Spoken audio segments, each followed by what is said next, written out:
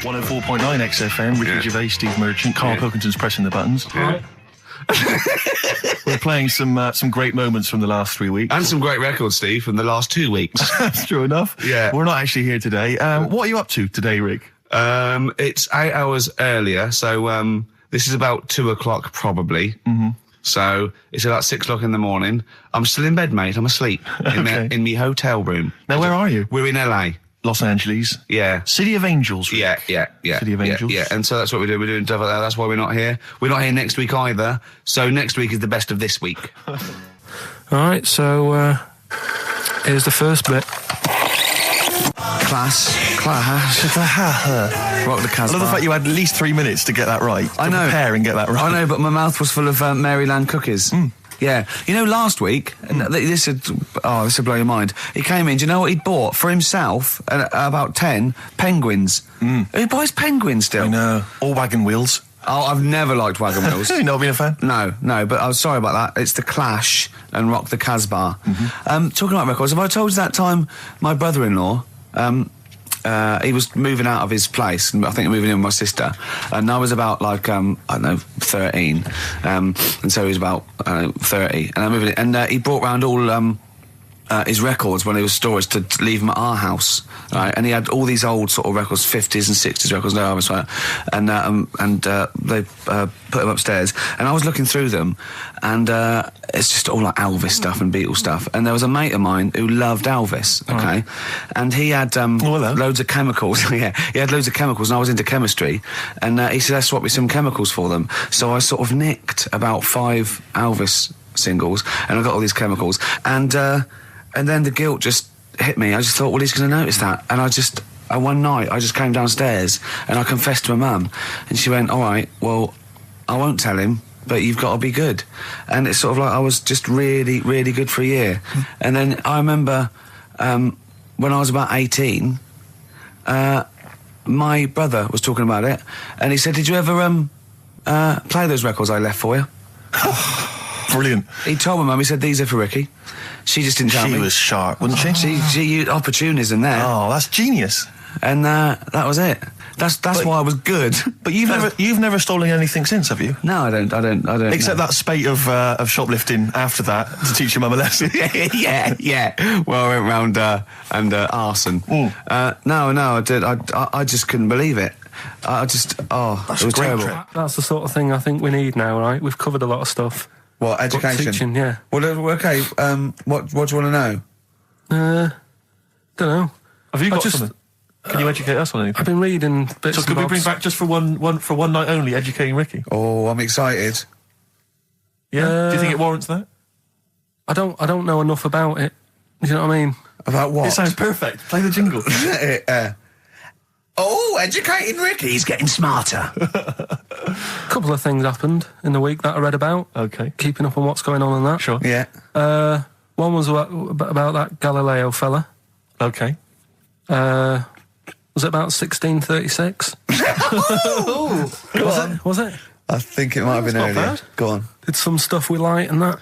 Yeah, he did lots of physical experiments, yeah. Is that it then, Carl, is it? He did some stuff with light and that. What did he do with light? What was that? Well, I think he invented the first... Telescope? Telescope. So I think it's a particular lens, though, and he did experiments where he dropped famously two different weighted balls from Pisa, and they hit the ground at the same time, showing that it doesn't matter, the weight doesn't matter, but air resistance does and stuff like that. I think he probably explained it a bit better than that. Yeah, but I'm talking to Carl. Sure. Did they need to know He's stuff? just thinking about pizza. Yeah. Did they need to know stuff like that back then? What do you mean, did they need to know stuff like that? It's just... There weren't people going around going, I've got to drop these two things off the Bleeding Tower of Pizza. I just don't know which one's going to land first. Yeah, I need to know. What do you need to know about? Bring me Galileo. Yeah. It's for a bet. Yeah. No, but if I was knocking about then, I'd be like, stop messing with that. we need a telly, or do you know what I mean? I bet he thinks the Flintstones is real. I know. That'd be brilliant. That's what I'd do if I was a caveman. I'd make a telly out of rock. Yeah. And a pelican And a as car a that I cement just mixer. ran along the road with. Yeah, exactly. Yeah, we need a car. Yeah. Well, we haven't really got the internal combustion engine. Can you stick your feet through the bottom? Yeah, just get me a car, for Christ's sake. Anyway, so I learnt that. And then, What? You learned his name. Yeah. Other people I learned the name of this week. Oh, if a chimp could watch telly. Go on, Carl, go on.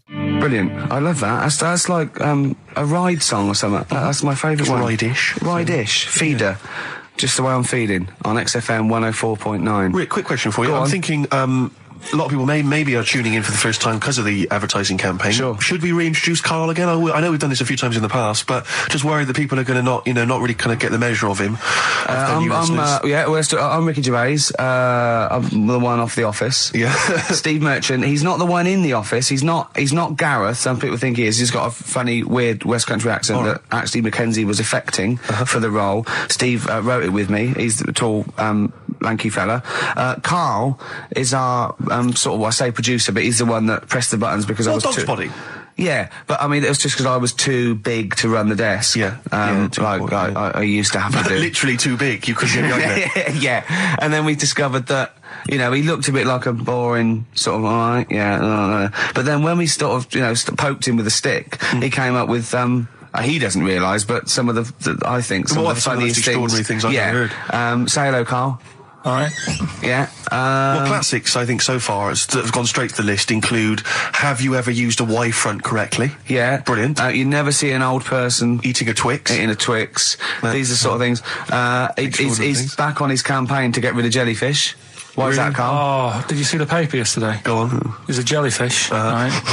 It's about 15 foot long, about 5 foot wide, and there's a fella swimming next to it. And the paper's going, oh, look at this we've found. There's loads of them in Japan. Yeah. And it's because the water's getting hot, so it's making jellyfish really big. Oh dear. How's the campaign going to get jellyfish get rid of them? What's your point about jellyfish? They don't do anything. There's no point. They get in the way. Jellyfish, yeah. It ruined me holiday because I got stung by one. Yeah.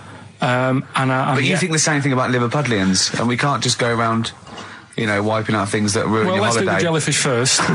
And then we'll move on to the Scousers. Yeah. But yeah, I don't know what they do, and I'm trying to look on the internet. I've been busy this week.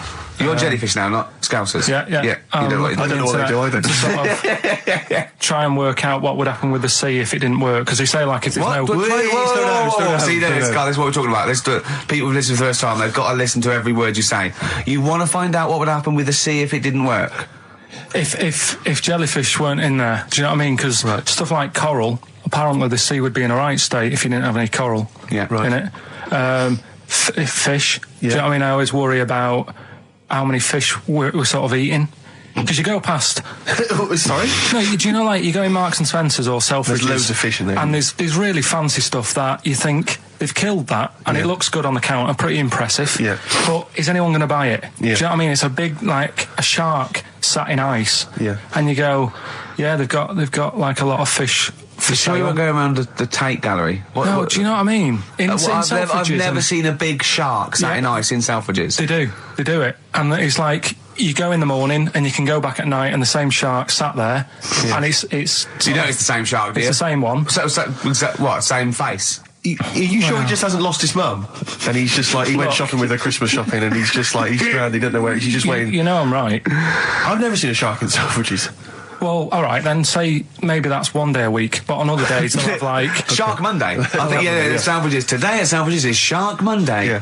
Yeah. No, it's just that... So your point is that there's all these fish not being eaten. Yeah. So and they're being killed. They're taking them out of the sea, no one's eating them. And you're worried, that the sea's going to rise because the more things you take out? Well, we're just going to run out. Because the fish drink it, don't they? And that keeps the water level down. Yeah. No, well, you know what I mean. There's stuff that worries me. You're worried that... Was it you who said that you were worried that... Because, there's sponge in the sea. Yeah. But if they took it all away... No. Is that him? That's a Stephen Wright joke. Is that Stephen Wright? What was the joke? Sponges grow in the sea. That kills me. How deep would it be if they didn't? I love the fact that he confused you with Stephen Wright, who for a living purposely says ridiculous things. Yeah. Does that worry you, Karl? Well, think about that and play a record. What do you want? I'd love to. A classic, a beautiful song by Simon and Garfunkel, April Comes She Will. Now, you weren't speaking to Suzanne last week at this time because you said she had a haircut, probably quite an expensive haircut. She's a lady in media. She's got to look good. She probably doesn't go to the barber like you or just shave it at home. She probably spent quite a little bit of money on it. She came home. She thought, well, my sweetheart, my lover, my sweetheart, you know what I mean? The man in my life is gonna love this. Well, he adores everything about me. He's gonna love my hair. She walked in. Hello, Carl. All right. You look like Dave Hill from Slade. Is what Hugh said to the poor woman. And then talked about it on air. She was furious about that. So what did you do? Carl? She did listen, yeah. She wasn't happy. And she heard you slagging her hair off? Yeah. So this is probably annoying her now. Well, no, it doesn't matter. We can do a lot today because she's at work. So, and of course, no one's going to tell her. Let's have a chat about a fat arse, shall we? Hold on. Oh dear. You are in so much trouble. That's. Look, he's realised he is a little bit worried. Oh, didn't you go and buy her a coat or something? Took her out on Sunday and treated her to a new coat and that. Yeah. But I offered, I said as well, I said I'd pay to have it done again. Oh no! Carl, you have... Oh God! Oh my Christ! So she listened to the show. What did she say? You got home, she'd heard you slagging her hair off. Imagine that. He thinks that's a good thing. So like, we've won the polls. Brilliant. What are we doing? Well, you can have facial surgery now, love. It's sort of like... It's just... Christ! You offered to have it done again. Unbelievable. Yeah. But I got home and she's like all being moody with me, right? Yeah. You thought something's wrong, so you must have listened to the show when I was slagging off her hair. Well, his first thought was she's probably looked at herself in the mirror. She agrees with me. Yeah, that barber's been round again. Yeah. And she just said, "Oh, that wasn't very nice of you, was it?" Oh. So I just said, "Hang on a minute." I said, "That's what we do on the show. When I'm slagging off, Chinese people looking old or whatever, I said, you never interfere." Sure. I love the fact. She's got to get her priorities right. I love the fact that she's in the same queue as a billion people you've never met. Yeah. That's fantastic. She's in the same queue. Well, look, you didn't complain when I was slagging off. Carl, I don't think Carl has ever admitted he might be in the wrong. Ever. Certainly not to you or I. So did you admit... That is so true. Isn't it? That is so true. He's never admitted that he might be in the wrong. So did you, in this instance, agree that maybe you'd overstepped the mark? No, I just said she took it badly. Do you know what I mean? It's only a haircut. Yeah. Yep. Steve, you haven't seen it, so you can't start interfering on this one. No, okay. No, I haven't seen it, but I very much doubt she looks like Dave Hill from Slade, who, if I'm... unless I'm mistaken, used to cut his hair with garden shears blindfolded. Well. So, you know what I mean? And did her teeth stick out and she started speaking with a Brummie accent as well? I've got used to it now anyway. So. And so did you bought... So at some point you came crawling back and you said, do you want me to buy you a coat? I just said, let's leave that. Let's go out and have a good weekend. Sure. But get your hat before we go. And treat her to a new coat and that. It's a nice coat, so people will look at that rather than looking at the head. So what does it do? Flash? It's got obscenities across the back. If anyone who knows Carl's girlfriend is listening, tell her. And maybe you're a work colleague and you're listening to the show. Because I think this is terrible. Get her to phone him now. Get her to phone him now. I mean, forget the phone on the XFM number. What's the fat ass complaint line? Because you are in deep shite. XFM 104.9 of a Saturday. Ricky Gervais with me, Steve Merchant. Hello there. But we're not here. No, we're away. So this is the best of, and I hope you're enjoying it. We certainly are. Made famous, of course, by Jimi Hendrix. Yeah. That's All Along the Watchtower, as originally done by Mr. Bob Dylan. On XFM 104.9. So, Carl, just take us through the moment where you gave this gift. Firstly, you went into Boots, right? You thought, all right, 100 condoms. Brilliant. Okay. Did you wrap it up? I don't know if it was 100, probably 80. Right, okay. Yeah. Right. You don't want to go mad, do you? Wrap them up. I'm just resting easy knowing that he's not trying to breed. Right. No. Yeah. So I got her them. I got her Grease on DVD because she's always watching that. Yeah. Right. Yeah. So just think of when her mum said, what did Carl get you? Some condoms and grease. I was going to say, I'm glad he said on DVD.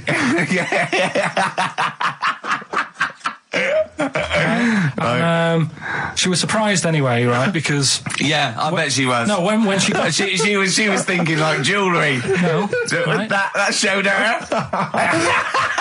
That surprised you, hasn't it? All right. So hang on, wait a minute. You thought it was a holiday, didn't you? Yeah, look at your face. You don't know me at all. So hang on. So did you give these on Christmas Day? Right. What happened is she got in from work that Saturday, right? And I said, look under the tree. Knackered. Right? At least it's Christmas. Yeah. At least I'm going to get a little bit. I said, look, you got some stuff under the tree, right?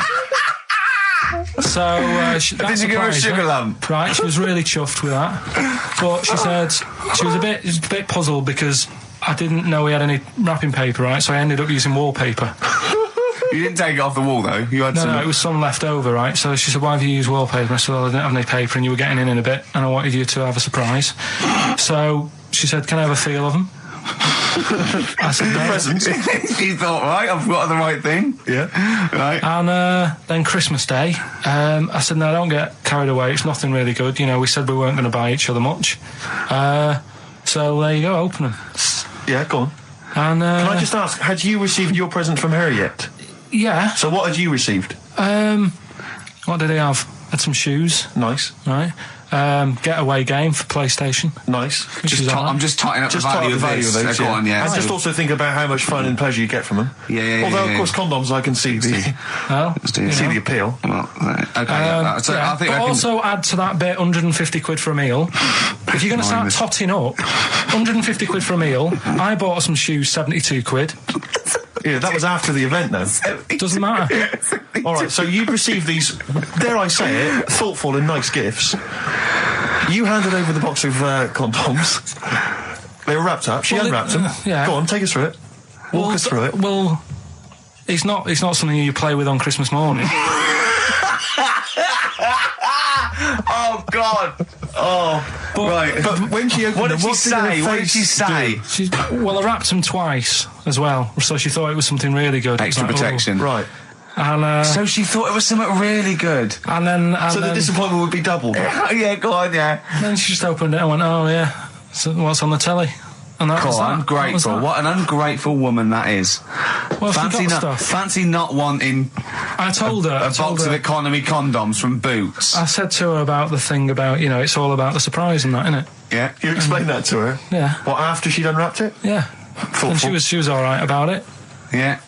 She understood. Rick, I suggested to him that he buy his girlfriend a gift. I'm worried I've done more damage to the relationship by suggesting that than if he had just forgotten. Next time you've got to go shopping for her yourself, Steve. I think I might do. You've better go shopping for her yourself. I'm glad it's all over, though. It's mental. Yeah. It annoys me. The whole thing annoys me. And she knows that as well. Yeah. She should know. What, she still insists on having Christmas once a year? Well. Wow. I'm No, but anyway, what did you get? I can't think what you bring to the relationship, Carl. I don't know what it is she's getting from you in this relationship. It's like she's doing all the work. 80 times. Oh God, Carl! I love it. You're brilliant. I know what she's getting. He's the.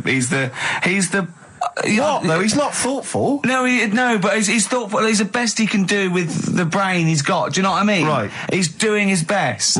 He's absolutely doing his best. There's no. He's working at the limits of his powers. Do you know what I mean? Though he's done as well as he can with what he was given. Sure. Yeah, and that's admirable. Yeah, it's like I think he's done better than you'd expect. I bet his teachers didn't even think he'd get this far. Do you know what I mean? What, find a girl? No, well, yeah, a job, a girl. Yeah. Do you know what I mean? Clothing himself. He's done really well. What do you think, Carl? You think you've done well? I think I've done all right compared to some of my mates. What are they doing now? Probably not that much. Do you know what I mean? Mrs. Matthews said I wouldn't be an high flyer. I think I'm doing all right. Yeah. Do you know what I mean? I have a holiday every year. Got somewhere to live and that. Yeah. Got a new flat, haven't you? Yeah, so where are they then, the condoms? Did she show them to her family and friends? No. Take them into work? Look what Carl I'm surprised she told Ricky, actually. I was a bit disappointed in that. Yeah. Because I didn't go shouting around. Well, she was so excited, Carl, clearly. She was just so pleased and proud. Yeah. All right, play records, we come back to it. No, that's it now. Rick, you may remember that last week we opened with some quality knob news. Knob news, yeah. It was Hitler's knob. Hitler's knob was one of them. That just sparked off into a whole bunch of other knob-related discussions. Yeah. And I'm pleased so far to see that we're almost at the halfway mark for this first hour. And so far we've only talked about nudity and/or todgers. Yeah. So excellent work from us. Well done, lads. Yeah. I'm looking forward to Dr. Fox and the rest of the Sony award committee listening to this one. Yeah.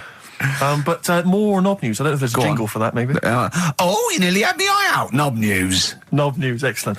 This is an extraordinary story. A woman tried to sue her bosses for £210,000 after finding a cooked penis in a canteen stew. Hospital cleaner Sophie something, I can't quite pronounce that name, was eating goulash for lunch and could not cut one of the lumps of meat. Oh, you can see where it's going. I've got so many questions already. I know.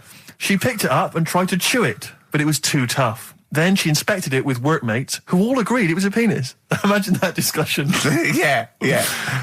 Miss McLata said she vomited for the rest of the day, instantly became a vegetarian, and had to have psychiatric help. It's not known whether the organ was from a human. The case continues. Well, it can be found out, so that's one thing. Obviously, the doctors aren't confused. They're not going, I don't know, I've never seen one like it. Yeah. Also, why is she eating goulash? I know. I mean, that is my first question. Why? You got your lunch. Oh, what do you want? I don't know. I fancy some goulash. Yeah. Oh, some gooly lash. Gooly lash, Thanks very much it. indeed. Lancashire cockpot. Oh, is on the menu. Brilliant. Only £5.50. Wangers and mash. I'd love some wangers and mash, please. Coq au vin. Coq au vin. It's already done for There's wangers and mash, coq au vin, Lancashire cockpot. That's just off the top of our brains. Yeah. So if you've got any of your own, keep them to yourself. We're not interested. What do you make of that knob news? And it's in a hospital. Oh, yes, it was a hospital cleaner. You're right. Oh, cleaner. God. I know how your mind's thinking already. There's been a mix-up. What kind of mix-up? I love that. What, some bloke's gone in, some lesbian's gone in, wanting a sex change. She's got a carrot for a cock. Stewing steak. Stewing steak. Oh, that would be great. I just wish we could maybe tape the bits we're not on air, just because that's when Karl comes into his own. Yeah. He just said to me, I don't know what I was doing. I was sort of like pottering around, dancing around, doing something annoying probably. And he just looked at me. I don't know. And he was looking at me, and I looked back, and he went, "Have you ever used a Y-front properly?" Genius. It's a great question because the answer is definitely no. Definitely no. Does anyone use their Y-front properly? And by that I mean get your winky out of the little sort of slot provided, as opposed to like put it to one side or pull them down or whatever. Has anyone used a Y-front properly? I don't think I've ever done it. I don't think I've ever done it. I've never seen anyone in a toilet doing it, Rick. We should be looking. I wish I hadn't said that. I caught you. Really? Yeah. That's actually how you prove people are gay. Yeah. Get them into this conversation. Yeah. Yeah, it's a trap. Yeah, it's a trap. It was the trap. Yeah. I'm not gay, by the way. Yeah. You didn't prove I was gay. I double bluffed you. Yeah. As I knew the old gay trick. I thought it was the old gay lord say no thing. That is another method. Yeah, there's innumerable methods of doing it. That's how Oscar Wilde was caught. Yeah. Yeah. What happened there? Well, the judge went to him, did you see that film last night? Gaylord Say No, and he went no, and they went take him away. Yeah. Take him down to the cells. Yeah, take him to Reading. It is true. It originated in America. Yeah. So many of these things do. It's a brilliant point, Karl. I'd like to hear from anyone listening who's, and I mean, they'll just lie, wouldn't they, I suppose? Yeah. I don't even use sort of flies. No. Usually. I sort of pull my Y-front, my sort of tracksuit. So that's why I wear sort of like elasticated waistbands all the time. Exactly. Just sort Speed. of like... Yeah. You got to get in there with the minimum of effort. Yeah, we and out. Sure. Often I won't shake. No, no. To my detriment, because it often leaks out a little bit later, doesn't it?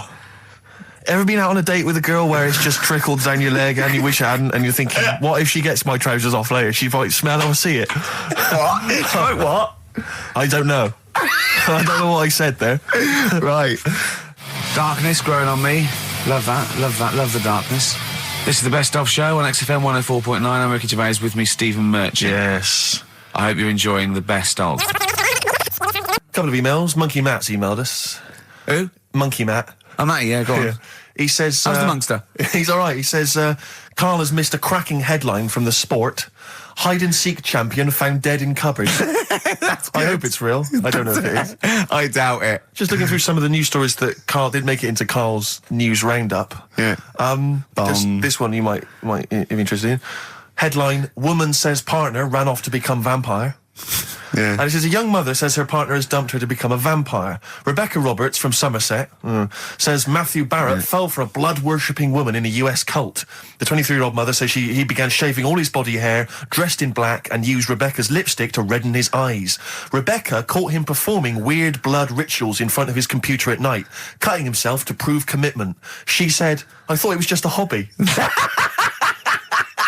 Everyone's got a right to one. I was pleased he'd found an interest. Brilliant. This is apparently from The Sun. Apparently he's left. He's gone to America. He's living in this Ohio-based cult. But it's the last bit where she's been asked whether or not, if he came back, would she take him back? Sure. And this is where I wonder if the journalist, you know how journalists are supposed to just report the news, be objective. Yeah. I wonder if maybe the journalist here has maybe had some interference. Made the quote better for them than... Go on. Because it says, I never thought this would take over his life. Now, if he came back, I'd say fangs, but no fangs.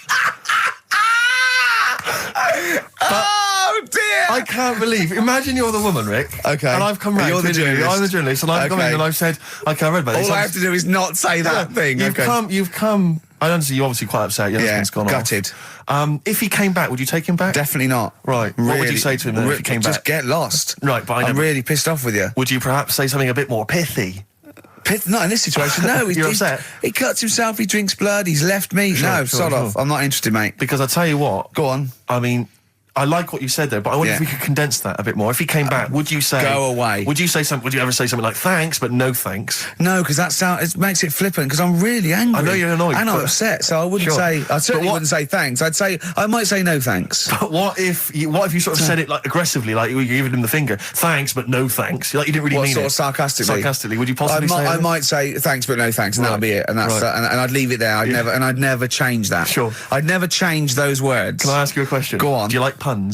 Hate them. Right. I don't like Countdown. I don't like QI. I don't like any of those posh Cambridge, Oxford types. I hate puns. If you had to say thanks but no thanks in the form of a pun, what would you maybe say? I wouldn't. I never would. Right. I'd say thanks but no thanks. I would. I mean, I feel embarrassed that I'd even say that because I don't think I would even say thanks but no thanks. Okay. But if I did go that far, I'd leave it there. Sure. So, have you ever noticed, as I have, the similarity between the word thanks and fangs? Not really. It's very similar. Not thanks, really. Fangs, F-T-H, there's a K. Fangs very much. G. It's A and S. Well, the A, the N and the S, but that's about it. Would you agree it sounds marginally similar? Yeah, Is it possible you might one day say fangs but no fangs? I wouldn't know. Right. I could put that though, could I? But don't say I said it. Right. I mean, yeah. Fangs, but no fangs. Yeah. This is the thing. Just, if you ever read an article in The Sun, The Mirror, anything, do not believe it. Really seriously question and query it, because... If it ends with fangs, no fangs. If it ends with a pun, almost certainly they never said it. The Cure, Love Song, classic on XFM. So that's the crabs that you can download their memories. But what about other animals that are in the sea, in that same sea, eating the stuff? Have they tested them yet? I don't know. I think they just took it on because their biology, something to do with, I presume they could take up minerals and, I don't know why. I don't know. But anyway, next one, it's just on the horizons, a bodybuilder, married, freaky. married another bodybuilder, right, and they're pregnant. And they had these tests, and the baby was very large, but it was causing it pain, right, in the thing, right? And it's almost bizarre, and after the female woke up pregnant after 7 months, and the baby was walking around. No, it forced its way out of the vagina. Oh, no way. Yeah, it forced its way out. It almost had super strength. And it was pulling her along by the umbilical cord, and they had to, and it was a stone. Extraordinary. That's freaky. I mean, you're talking about freaky stuff. That's made up. What? It wasn't pulling her along. It was she could feed it. Exactly. And it was, do you know what I mean? Like, just went... and just sort of squeezed its way out because it was ready, because all the hormones. Because it thought it was ready. Oh God! Imagine that. Just waking up and finding that in the bottom of the bed. freak out, wouldn't it? Because you think it was a nightmare initially. And it had hair and everything, didn't it? Yeah, because all the hormones, there, like there was something in the week about, you've got test tube babies and that now, haven't you? But they've managed to do it. I only caught half I knew he'd be more impressed by the crabs than that. He doesn't care if it's human. No, I am. I'm telling you though, that there was something. I only caught half the story because I was busy. But there's something about babies being able to be born without having any people involved. Or something. It's like putting them in an oven or something, and it's like a cake. And after a certain amount of time, it's ready. I think you can buy those in Argos for kids at Christmas. It's my first baby kit. Yeah. There's Play-Doh, I think, that they can buy. Yeah. So what do you think of that then? The baby one. Yeah. I prefer the crab one. Yeah. But the baby thing's pretty horrible. Yeah. So it was bigger than like the average. Both made up. We've made those up. Yeah, they're both rubbish. They're both they are both rubbish. Despite the fact they're both rubbish. Yeah. They're interesting. We made those up. Both those stupid stories up. Yeah. Imagine downloading a crab's memories and seeing its mum feeding it as a child. Both utter rubbish. I had trouble.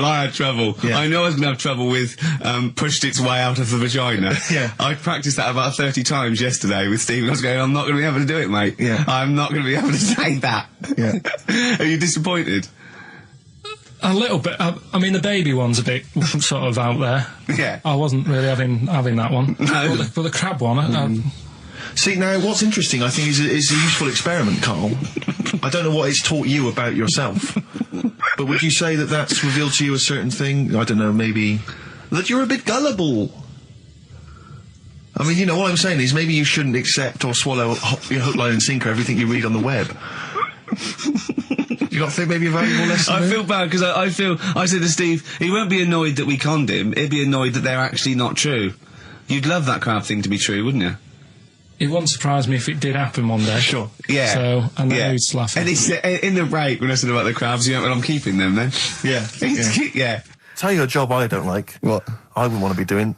The woman, there's a little woman who sits in the little snack stall on Finchley Road station. Yeah. And I don't know how to describe it really. She is surrounded by snacks. She can't move for snacks. It's Does like, it look like American Beauty, but with different... not dissimilar to that. Yeah. It's a little hut on the station. And it's like, if you go to the seaside, you can put your head through one of those cardboard cutouts and it looks like you're a big fat person or whatever, and you can have your photo taken. It's like an equivalent of that, but it's just snacks everywhere. She's got bananas up to her chin. She's got chocolate coming down to her eyes, crisps either side of her. She can't move. She can't do 360 degrees. She's like packed in there. I don't know how she gets in there. I think they put her in there first, and they pour in the bananas. Yeah. Then they go pour in the nuts. She has 2 hours of makeup before they open, dressing her in there. Because I'll ask for something from the fridge, and she cannot turn her head to see. She has to go by feel alone, just to feel the fridge and get stuff out and pass it. And often I'll say, that's not what I wanted, but she can't. You've got to let her off. It's extraordinary. Dear. But there's no music playing. Does she have to sell her way out of it? Exactly. If it's a slow day, she's stuck there till the next day. Yeah, it's like a world-breaking attempt. Yeah. Carl, what job wouldn't you want to do? Well, any job. You're a lazy... You're joking, aren't you? I've done loads of stuff. I'm quite happy now doing what I'm doing. Yeah? You look happy. I think You sound happy. Yeah, I mean, calm down. You on drugs? I'm all right. Are you on happy E? before England have won and that. I'm happy for them. Yeah, go on, happy for them. I'm happy in that. Yeah, what do you mean happy for them? We are England. Happy for us. Yeah. I mean, we didn't play. I did very little towards it. No. It was mainly Johnny Wilkinson. Yeah, I barely contributed. Switching on the TV was about as much as I did. Exactly. And shouting, come on! Yeah. Talking about jobs and that, though, I was reading the other day about... rubbish jobs that people have had and stuff. I haven't got time when I'm at work, man. I just get on with it. I'm not squiddly diddly. Fingers in pies, different jobs. Go on. Do you know Ivor the Terrible? Ivan. He, his Russian... Yeah, that was the Welsh fella. It was bloody awful, but not as bad as his Russian cousin, Ivan. Yeah. Go on. He had a fella doing some work for him, right? This fella built his house. After it was done, right, the terrible fella was like... fella Ivan. He was going, it's brilliant, you've done a good job there. Yeah. I don't want you to build another one like that. Took his eyes out. Just stopped him making an house like that. Another one? Blimey. That's bad, isn't it? Why didn't he take away his trowel? Then he could have seen, but he couldn't have built a house without a trowel. You can't build a house without a trowel. Yeah. I suppose he probably later thought that once he'd been nicknamed Ivan the Terrible. Yeah. He thought, why? Because you gouge people's eyes out. Yeah, but I didn't want to build another house. I know, but take his trowel away. What would I have been then? Ivan the Crafty at most. Exactly. Yeah. Ivan the Jealous. Ivan the spoilt brat. But yeah. Gouge someone's eyes. That is bloody terrible. I'm surprised you're not called Ivan the... Do you know what I mean? You're going to get on in history like with Vlad the Impaler. Yeah. He's mainly remembered for impaling people. Yeah. He did a lot of other stuff. Did a load of great charity work he did. The impaling is the thing that's really gone down in history. When were you reading about Ivan the Terrible? No, it's just... Or Ivan the Terrible is the thing you remembered from this informative article? No, it was just little bits like that. Talking about him, there was a thing about someone who worked for... That fella who painted the ceiling. Sistine Chapel? Yeah. There was a thing, a woman who worked for him in his house. And I love how you assimilate information when it's just bordering on the academic or just the interesting and true. It's wonderful. Ivan the Terrible gouged someone's eyes out because built him an house. That fella who painted that ceiling had a woman work for him. Imagine if you wrote that down in an essay. Imagine if you wrote that in a school essay. Well, you'd probably end up with not getting a grade or thinking you trained up to more than you had. Exactly. Anyway, the woman who lived with... Yeah, the woman who lived in a shoe. Go on. Yeah, there was this woman who lived with him and she used to go out and do all this shopping and that. Yeah. But because she couldn't read or write, he used to have to draw everything that he wanted. Why couldn't he just tell her? I don't know. No, wait. That's an excellent point. Could she talk? Yeah, but if it's a big list and that, loads of different coloured paints. But why couldn't she draw on a piece of paper? Why did he have to do it? Because he's a better drawer, isn't he? That's the point. That's it. We were just looking for the logic of the story. You found it. You've done it. Play a record. He's a better drawer. Oh, that was great. That was very, very funny. What a wonderful clip that was. I enjoyed it. Do you remember that? Yeah. Wow. It was a few weeks ago, wasn't it, really? I think it was last week. We'd have to have very, very bad memories not to remember that hilarious clip. I'd like to hear that again maybe in a couple of weeks' time when I'm away. Yes, absolutely. It's embarrassing, isn't it? Mm-hmm. And but the good thing is, on telly, I feel a bit guilty about putting out shoddy rubbish because I'm getting paid an awful lot. Yes. But here, I don't give a They can bleep that. They will do. Well, I didn't really want to make it a Christmassy type show because I don't really like it. Oh, he's done it again. What, you did Christmas once, didn't like it? No, my dad always said... Oh, right, steady on. Dad said Christmas morning was for for me. So he used to stay in bed. So he never... That's brilliant. That's a great thing to say, isn't it? Yeah. Christmas morning's for you. Run wild. Do what you want. Just don't bother me. I'm going to Honolulu for 2 weeks. That's great. Dad, it's Christmas. Do I have to do anything? No. So my mum used to get up because she used to like to see my face light up, when I open my presents. And then... to give the fireworks. And then I'd have to go to my bedroom from about 6 o'clock onwards because my mum and dad were into having big Christmas parties and I wasn't old enough to go. Right. So they'd say, right, you've had your fun there, you go up to your bedroom, stay in there. Really? Yeah, I remember one year, right, I got a train set, that's what I wanted. Yeah. Right? It's brilliant. Playing with it all day. I thought, I don't mind about the party, I'm happy staying up here playing with this. Brother comes in, he's had a few, right? He's going, give us a go on your train. How old is he?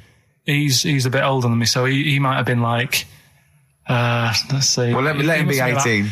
Probably about 18, 19, something like that. I had a train set, so I don't know, about 14. Something like that. Yeah. Right, so I'm playing on that, loving it and stuff. And then he comes in and goes, give us a go. He turns the transformer up to 14. He went really fast for about 5 seconds, broke it, and then he went back downstairs. Wow. So Christmas, I hadn't even got... Sounds Christmas like Day. the Conservative government with British Rail. Satire, that is. Satire, Rick, I just thought that there's satire. If there's any satirical shows listening or magazines... It doesn't work in any way, because there's the analogy falls down apart from there being a train. Think it through, though. British Rail was trains. Yeah. And the government broke the trains in many... Well, they didn't break them, not officially breaking them, but they kind of... It does work. It's perfect. Oh, I'm pretty pleased with that. And I can't... And no one's asked him to be on Have I Got News For You. It's weird, isn't it? Because it's strange, that. When you've got a satirical mind that's as quick as that. Yeah. And he's broke your little train set. So what did you do? I just watched telly and had some sausages. I bet you were happy with that, though, weren't you? It's just a bit annoying, though, isn't it, when your main present of the year's been broke.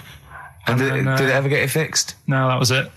Put away. I'm intrigued why your parents wouldn't let you come and join in the festive fun. Was it like really debauched down there? Was it like eggnog everywhere? Well, no, but I mean, that's fair enough. 6 is a little bit early, but I just think, you know, if you're a kid, you know, he had his fun, put him to bed at 8, maybe. And do you think so on Christmas Day? I thought that was a day for family. Well, not if there's a party going on. Well, don't have the party on the Christmas Day. Well, that's another option. Yeah. Your parents are weird, aren't they? A strange breed. Well, I think that was the year, right? You're talking about buying presents and stuff. I think I did treat my mum to... I didn't buy my dad anything. I think that was like when I got a bit older, I used to get my dad something because he wasn't that bothered anyway. No. So, got my mum, there was a cheap shop, right? Of course. Thank God for that. Called Snips. Right? So I went in there and I thought, let's see what I can get her. And remember Victoria Plum? I don't think so. Well, it's like a fairy character. Right. And my mum's into gnomes and stuff, right? So I thought, right. She must be pleased with you, then. Victoria Plum. I was thinking, is that one of the neighbours? Is it like a brandy liqueur? Do you remember Victoria Plum? Victoria Plum. Victoria Plum, yeah. It's like a little fictional sort of character, right? Okay. So I saw it. I thought, yeah, she'll love that, right? So I did my paper round, saved up for 2 weeks, right? Got that sorted, went to Snips, bought the Victoria Plum. Next day, I'm in town with her, right? So I think, I know what I'll do. I said, come in here a minute, right? So we go in and we're looking around and I tested her, right? I went, look at that there. That's all right, isn't it? And she goes, oh, it's bloody awful. Oh, Carl. Oh, Carl. Oh, God. So then Christmas Day comes. I said, don't bother opening it. She said, no, why? I said, Why did you still give it to her? So, well, it's too late. I'd already bought it. Oh, Carl. So she opened it and I was like, and she said, oh, that's nice. I said, why are you saying that? I said, the other day, said it's bloody awful. She said, oh, no, I thought you were pointing at something else. Oh, no. So that's why I don't get anyone anything anymore. Oh, God. Play a record. Oh, God. Oh.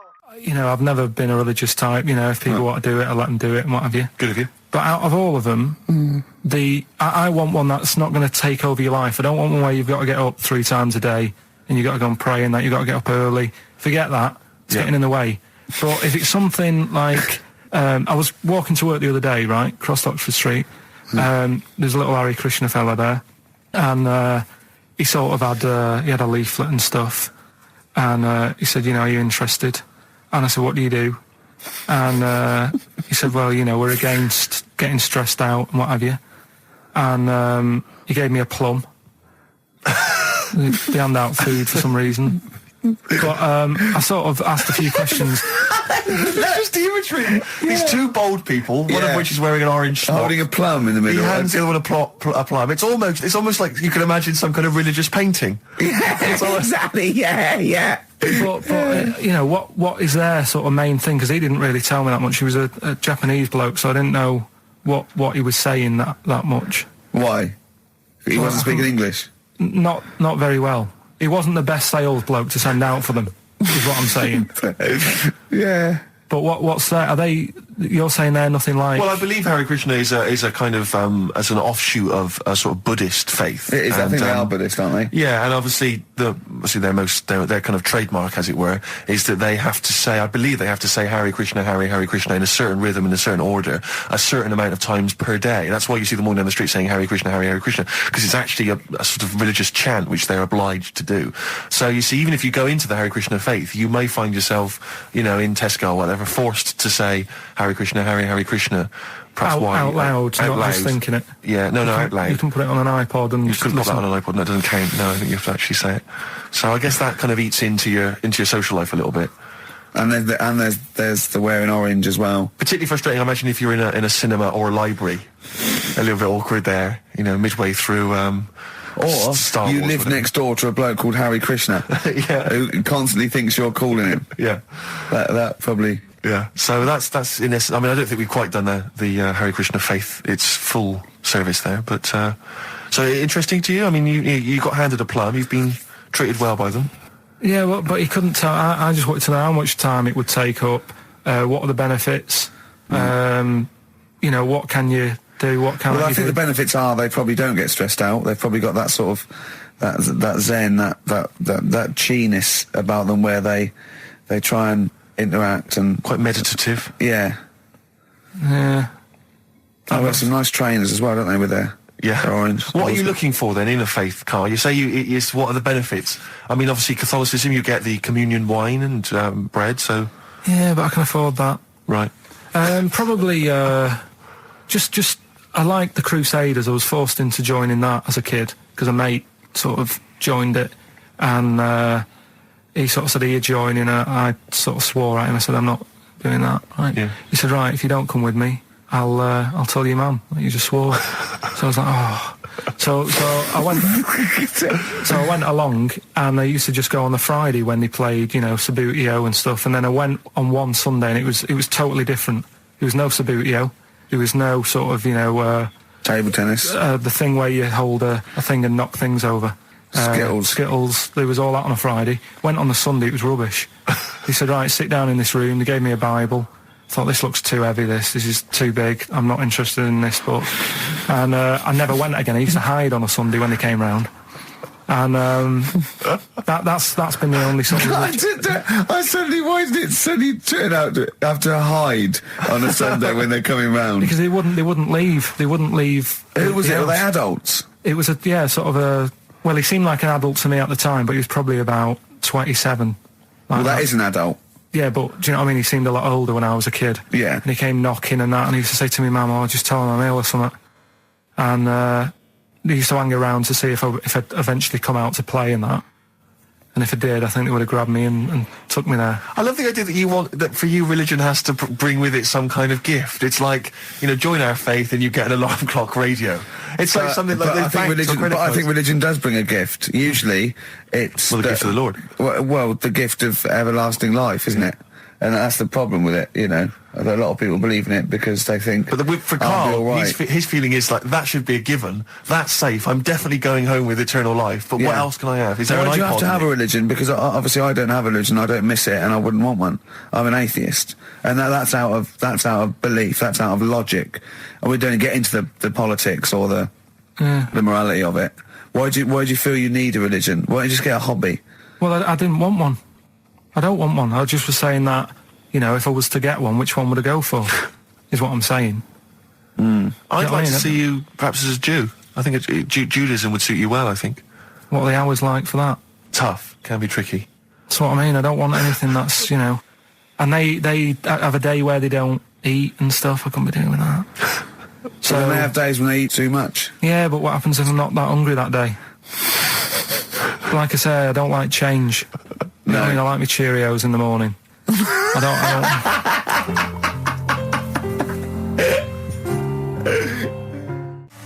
That was Radiohead and They're There.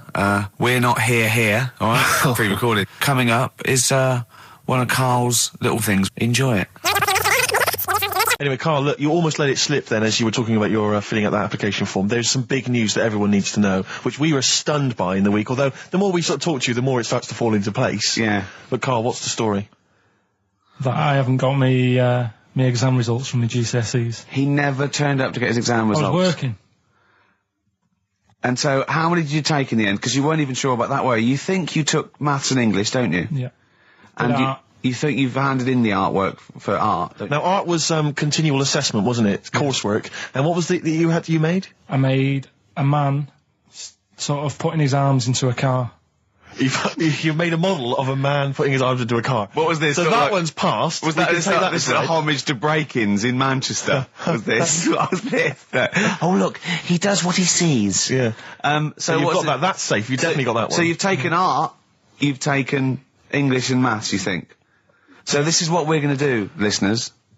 We're going to try and find out his exam results for him and tell him next week. Live on air. We're going to call his school, we're going to try and track him down, and we are going to have a little envelope, and we are going to give Karl, at the age of 29, his O-level results. GCSEs, yeah. Now, Karl, so you took maths, yeah. You think, you took English, do you remember turning up to do those? Do you remember sitting in the room filling in the forms? Yeah. Okay, and how did you feel you did? I don't think I did well. You don't think you did well? Did you revise? No. Why didn't you revise? Because I don't really believe in it. Okay. Well, it's just like, if you don't know it, then you don't know it. You shouldn't have to start looking at a book. If I went to like the hospital, yeah, and the doctor said, "Oh, you need your appendix out," but hang on a minute, I've just got to read up on it. Yeah, that isn't good enough. Okay, he should know, and that's the way I feel about it. To be fair, though, he did do the revision beforehand. Yeah, they don't usually pass on, maybe when they're in practice. Yeah, information they took in by osmosis. Yeah, yeah, and bloke comes in and goes, "Can I just see what you did with that?" And I goes, "You've passed." Yeah. Phew. That's a good one. Yeah. Good job I watched Casualty. But I was in the cinema, it's not long ago, and I went to see that, I think I was off to see that film, Crouching Tiger, Hidden Dragon, or whatever it's called. You know, well, they could be on the phone for that, because it's subtitles. So it's not going to ruin it, is it? Yeah, it wasn't her. I was sat next to another woman. She was crunching, a big fat woman. No, but he's got a good point there. Loads of people could be on the phone in there, and it wouldn't sort of niggle you. Fine.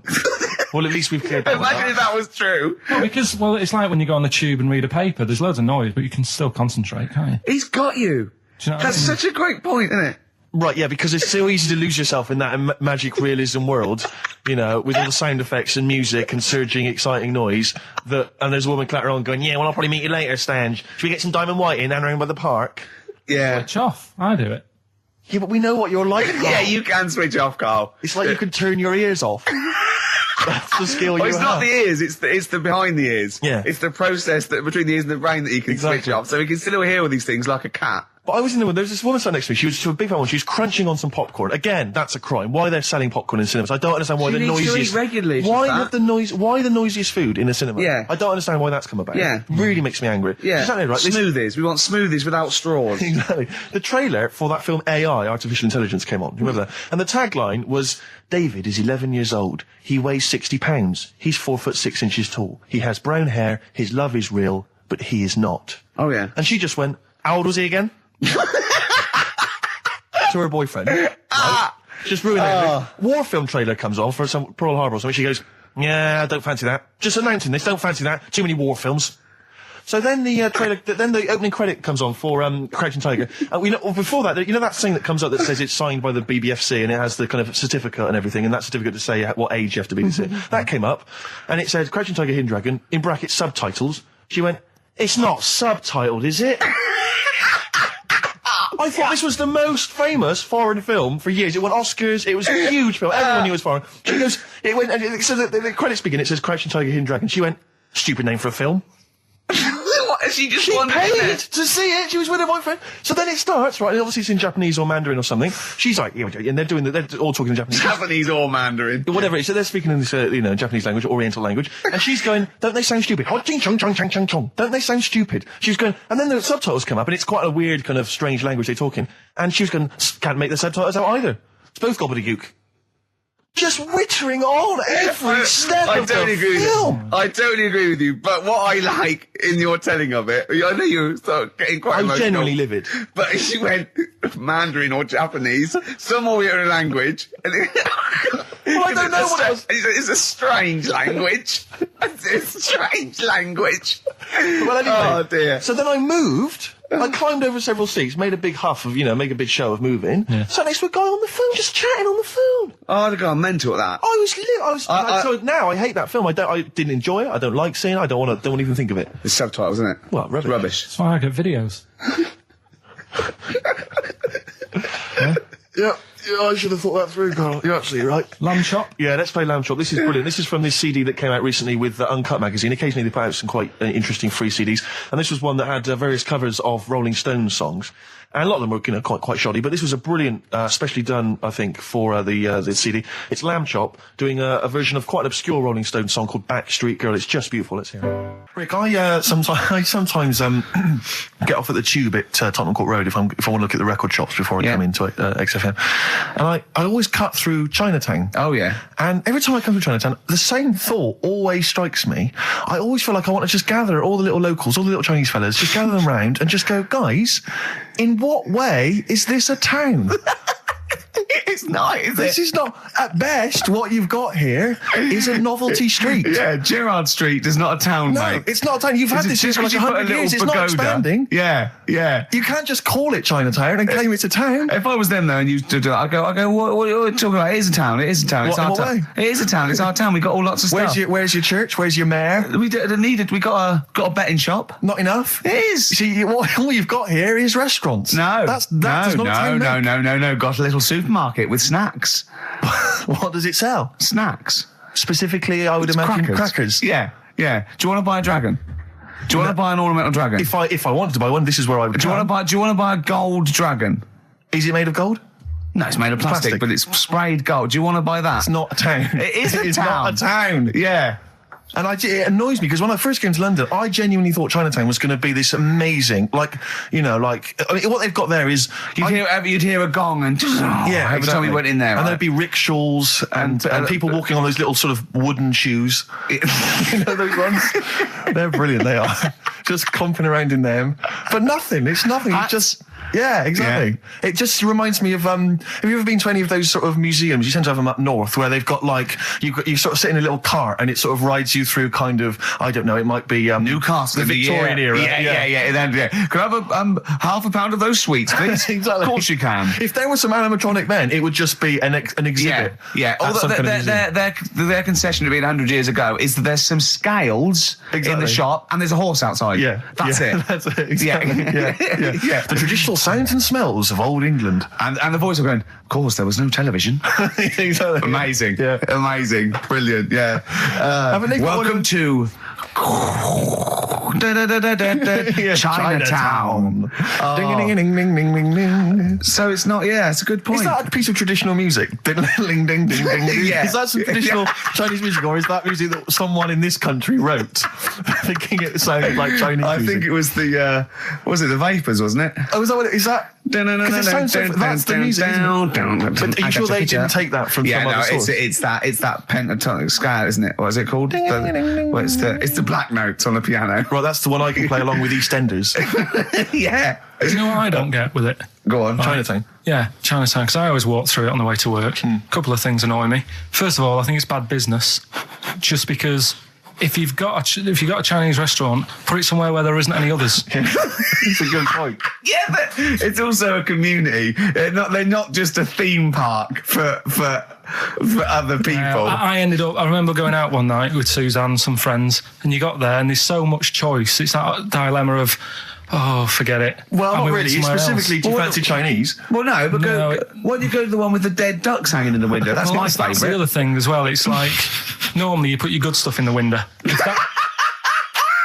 that's what's in the window. Yeah.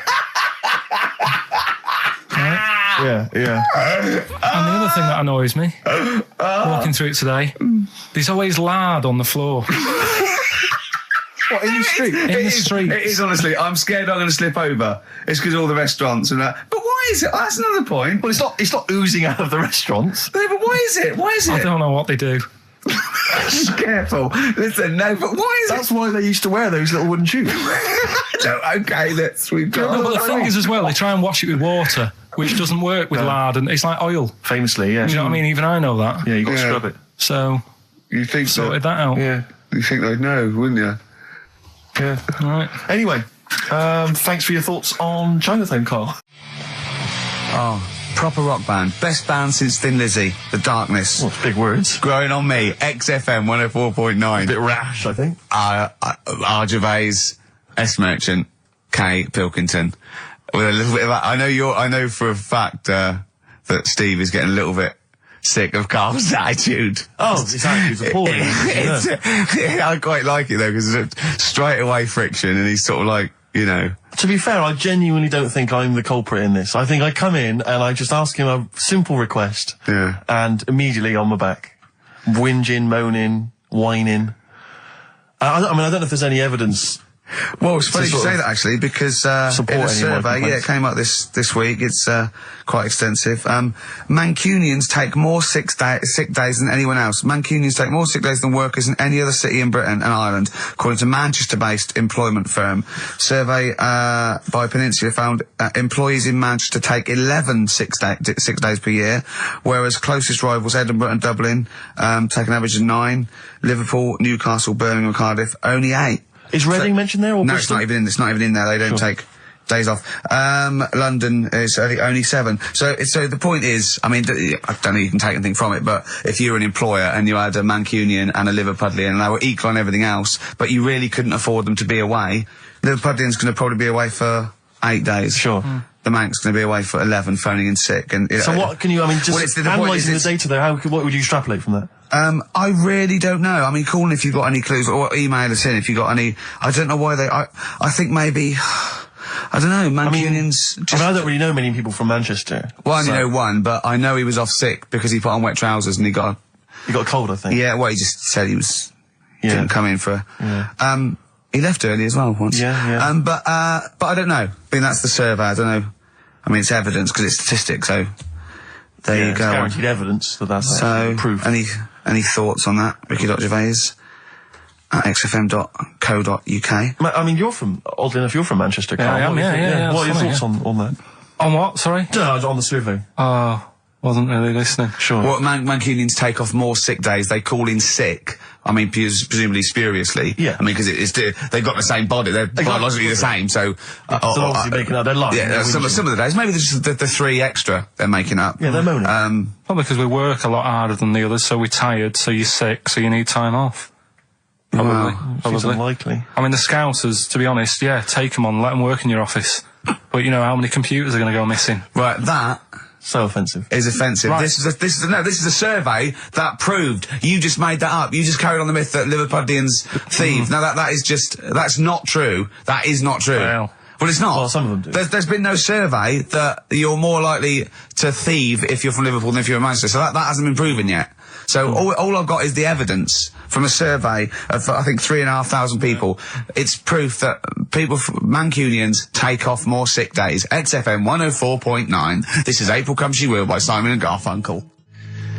Simon and Garfunkel, April Come She Will. A lovely love song there. The X list was all about sort of like sexy songs because of the death of Barry White, of course. And Carl and Steve having a little argument. Steve said, well, there are such thing as sexy songs, of course. Carl said, I can't understand it. How can something be sexy? How can you woo one with a song? Steve went, well, you don't woo one with it, you just put it on the background. Carl said, stick the telly on. Stick the telly on. I love that. You don't believe there's any such thing as a sexy song, is that right? I don't think it can get you in the mood. You know what I mean? Right. You're either in with a chance or you're not. I don't think it matters what song you put on. Well, I don't think it ups your chances. I don't think if it does. If you put Channel 5 on a Friday night, right, see a little bit of that action, gets anyone going. It's worked for me, and that's all. What's on when pets go mad? No, you know, like, I don't know the titles of them. I don't look at the titles, but... that show with Chris Moyles? Do you mean the kind of erotic thrillers? Yeah, put one of them on, that gets you going a bit. I might be tired and that, but... What does the woman go, oh, that's an idea. Hey, that's an idea. They're normally called something like illegal briefs. And they're normally about some kind of female solicitor who's defending a guy who may or may not be a killer, but maybe in a former life they were lovers. It's always some nonsense like that, and presumably there's normally some gruesome murders. So how is that getting you in the mood? It's plot development. Yes, the narrative. I love narrative. Yeah. I'll tell you what, that's a lovely twist. I've got the horn. Yeah. Brilliant. So, if you're from Manchester, sorry about that. I mean, it is true. We weren't making that up. We weren't doing a stupid stereotype like Kyle did with Liverpudlians. It's just a survey that Mancunians take off more sick days. But they might be genuine. They might be sort of an iller people, or it might just be people who are in Manchester go, oh, I can't be bothered to go to work, it's rubbish. Whereas if you're in London, you go, I can't wait to go to work. What a lovely place this is. Some great jobs, don't you? Great jobs, don't they? Yeah. Rick, I know you're always looking, just to keep you kept abreast of, new developments in music, what's happening. Yeah. I don't know if you've got any plans this evening. You might want to pop along to the Hope and Anchor in Islington. Why? Where, playing tonight, Restless Diesel, Please welcome to the stage. Restless Diesel. I mean, we've talked about it before. Band names where you just have to imagine you're supporting U2, Wembley Stadium.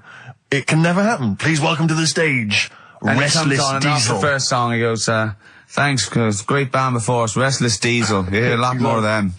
Exactly. Yeah, it won't happen, will it? Sure, they're a great band. I think. You What's the should change tax on that? £5 in, is it? It's not telling us actually, but pop down to the Hope and Anchor. Maybe tell us how Restless Diesel was tonight. Yeah, just call in. Maybe call in on Christian Show Monday. Just tell us how Restless Diesel were. We can make that a regular feature. Now, what's coming up on today's show? Well, listen, we got all the usual favourites. We got and some new ones. We got Monkey News. That's sorted. Carl told me. People are guaranteed Monkey News. He called in. He said, "I've got some Monkey News." Brilliant. He's done that. I had to make sure. Then we got that. We've got some great tunes. I've got a great song from Tupac, some Cat Stevens, some Jimmy Webb, some Thin Lizzy. Can I surprise you with something from Aerosmith? And a little treat from Evan Danberg. We're quite rocky today, aren't we? There's a threat there won't be Rockbusters. Good. That's no threat. But we can bring back Educating Ricky. Oh. I mean, because it's sort of like seasonal, isn't it, our show? We don't want it's not like Ant and Dec's takeaways on all through the year. Yeah. They go away for a few weeks and we get something else like Ian Wright's, Friends Like These or something. Exactly. You know what I mean? And so maybe Rockbusters, maybe not. Rockbusters on hiatus, but Educating Ricky always fun. If you've not heard that before. And I'll tell you what, Jane's Addiction, just because they rock as well, don't they? Brilliant. XFM 104.9. Excellent, Ricky Gervais. Jane's Addiction, just because on XFM 104.9, broadcasting from London, where people prefer to only be off sick when they actually are ill. Sure. I don't think I've ever taken a day off sick. Except when I had that terrible tonsillitis. Is that when you went home, stayed with your mum and dad? Yeah. Why is that a problem? Nurse back to health. No, I'm not saying it's a problem. Nurse back to health. Yeah, I've got a loving family. So sue me. What do you make of The antagonism and piss taking is just like, oh God, 3 blokes in a pub. There's people listening. I can't go. Are there? Carl, what do you make of London? Because you often say you'd much rather be up north. Well, he wouldn't, or he'd go. Well, this is why, he constantly says... You've chosen to live here, you've lived here for years, you've got a flat here. No. I chose to come here because I was offered a job that was good money. Yeah. I wouldn't have come here if there was no job. So you prefer to be somewhere where there's a good job, so you've chosen to live here. I don't like being here, though. Well, no, but you can leave. To what? Well, exactly! So you've chosen to stay somewhere that's better for you. It's not better for me. Well, it's making me ill. I'm not sleeping. Well, so you say you're ill, after you call in ill, but I don't think you are. But I mean... Are there any stats to prove that? Well, yeah, because, of the 11 days that he calls in sick, I reckon probably 7 of them are genuine. I'd love it if I dropped down dead tonight. Honestly, I'd love it. If you drop down dead tonight, you know it. Why aren't you sleeping? What, you're feeling ill now, are you? That's funny, you weren't feeling ill earlier, but you read that, and you're suddenly ill. I'm run down. Well, you should take holiday. Oh, yeah, you just had about 8 in the last 6 months. Oh, God!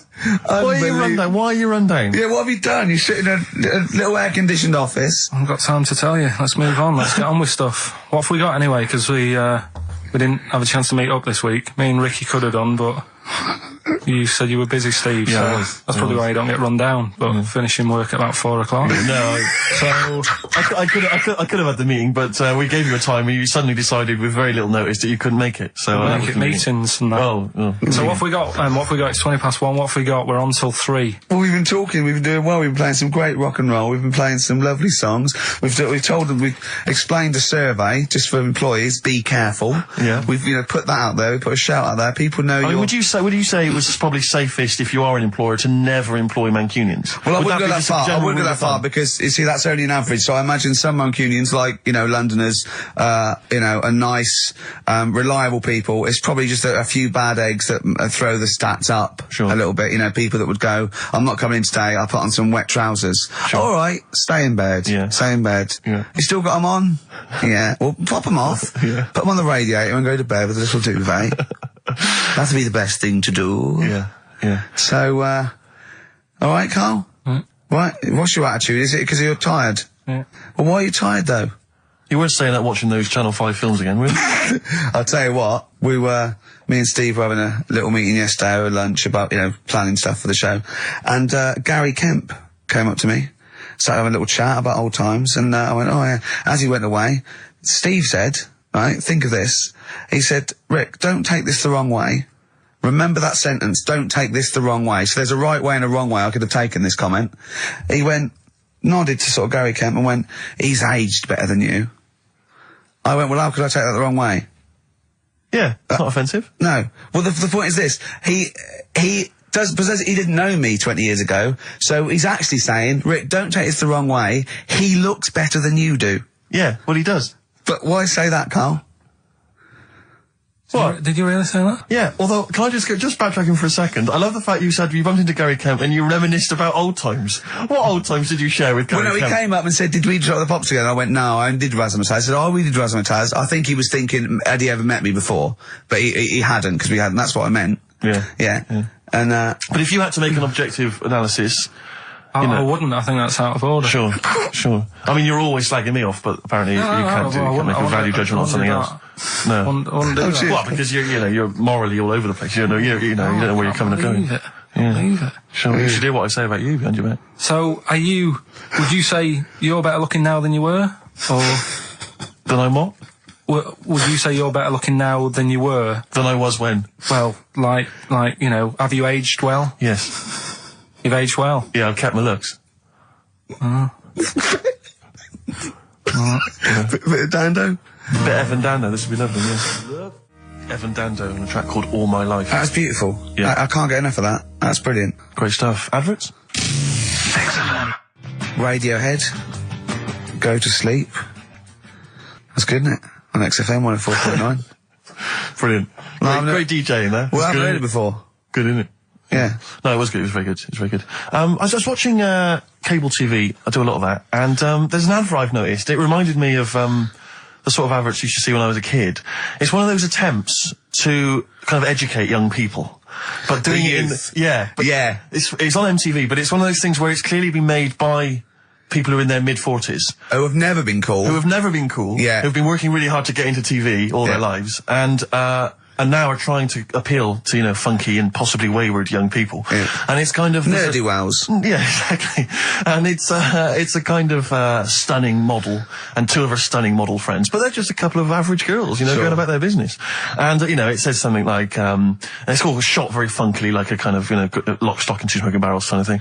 And it's a girl and she's just grooving along with her friends. And it's kind of like, the captions are things like, Isabella's 17. She's cool, she's quite funky, she's got these great friends. And they're sort of hanging out, laughing. And she just pops into a tattoo parlour. Sure. Why not? Her friends are like, what are you doing? But she just goes in, she has a tattoo done. And it sort of says, she's wild, she's crazy. She lives life as she sees it. She takes every day as it comes. She's not tied down or anything. She doesn't smoke cigarettes.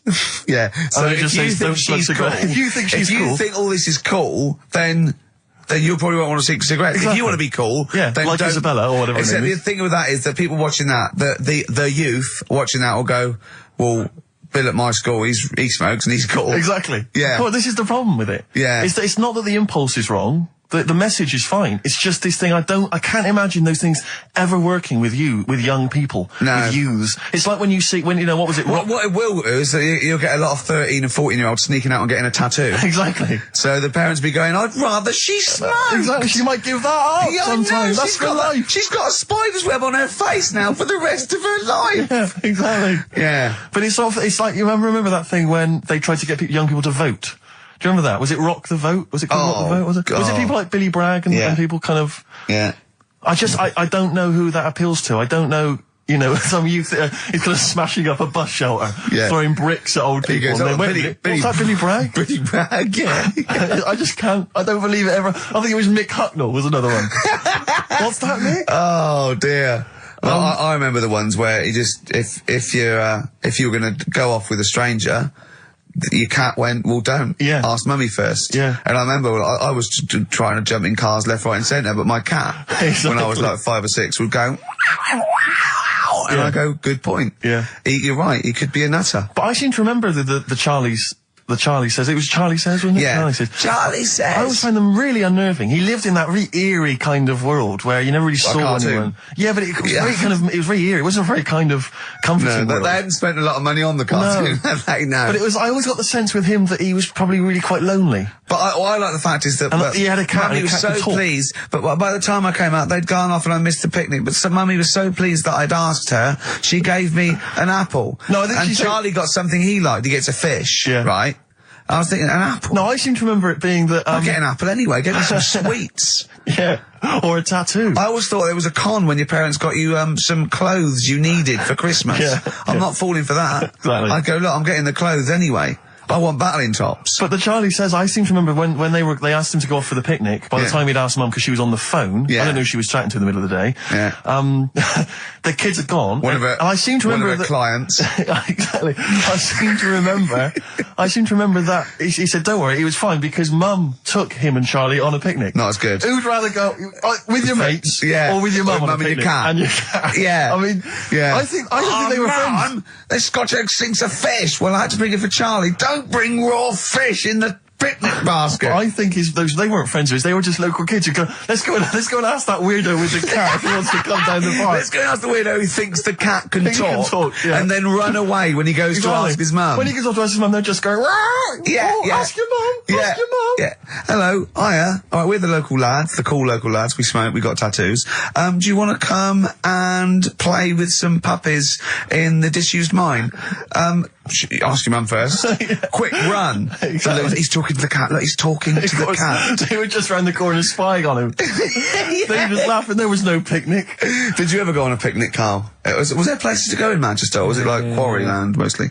The problem with those adverts, like when I was growing up, they'd sort of give you ideas, because remember the Charlie's one, right? And we were on holiday, right? And I met these two lads who are knocking about with like mates and that.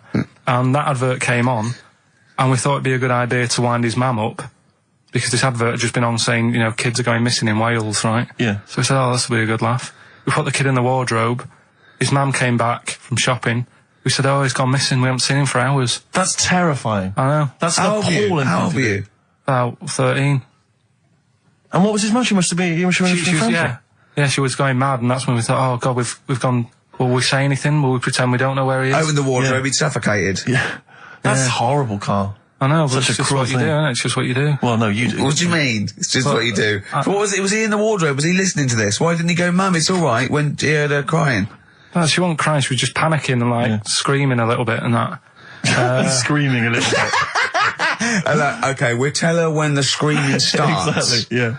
And then, what's the other thing? Like, on the same, like, you know, all this was going on when I was growing up.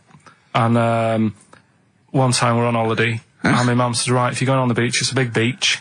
But, you know, if you're going to go out and play there, I need to know where you are. So where are these bells? Where this cowbell around your neck? She gave me a balloon. Good idea. A balloon. And it just, you know, sort of attached to my arm, so wherever I was playing in the sea and that, you can see the balloon and that. Brilliant. But then the problem was, everyone else thought that's a good idea. And it was just like loads of kids with balloons and that. Oh, I ruined it. So that didn't work. Yeah. Had to bin that idea. Weren't you in a car park once? Oh, no. It was New Year. And we were all gathering up. You know, like in Trafalgar Square at New Year, everyone gathers and they have a big kind of party and stuff. Well, in Bristol, they do something very similar on a smaller scale. And I was there one New Year, I was with my friends, and I for some reason I picked up a balloon during the evening. You know, I don't know where I got it from, but I was holding this balloon, and these girls came up to me, and I thought, yeah, nice, you know, maybe a little New Year kiss. They came up, they said, hey, are you going to be here for a while? And I said, well, yeah, I probably will. They said, it's just that we've arranged to meet back at you at midnight. What do you mean? Because I was so tall I had a balloon, I was towering above everyone else. I said, what? I said, we're going to meet back at you at midnight. They said, don't worry, you can go about your business because we can see you wherever you are. This is where Nelson's column is. No.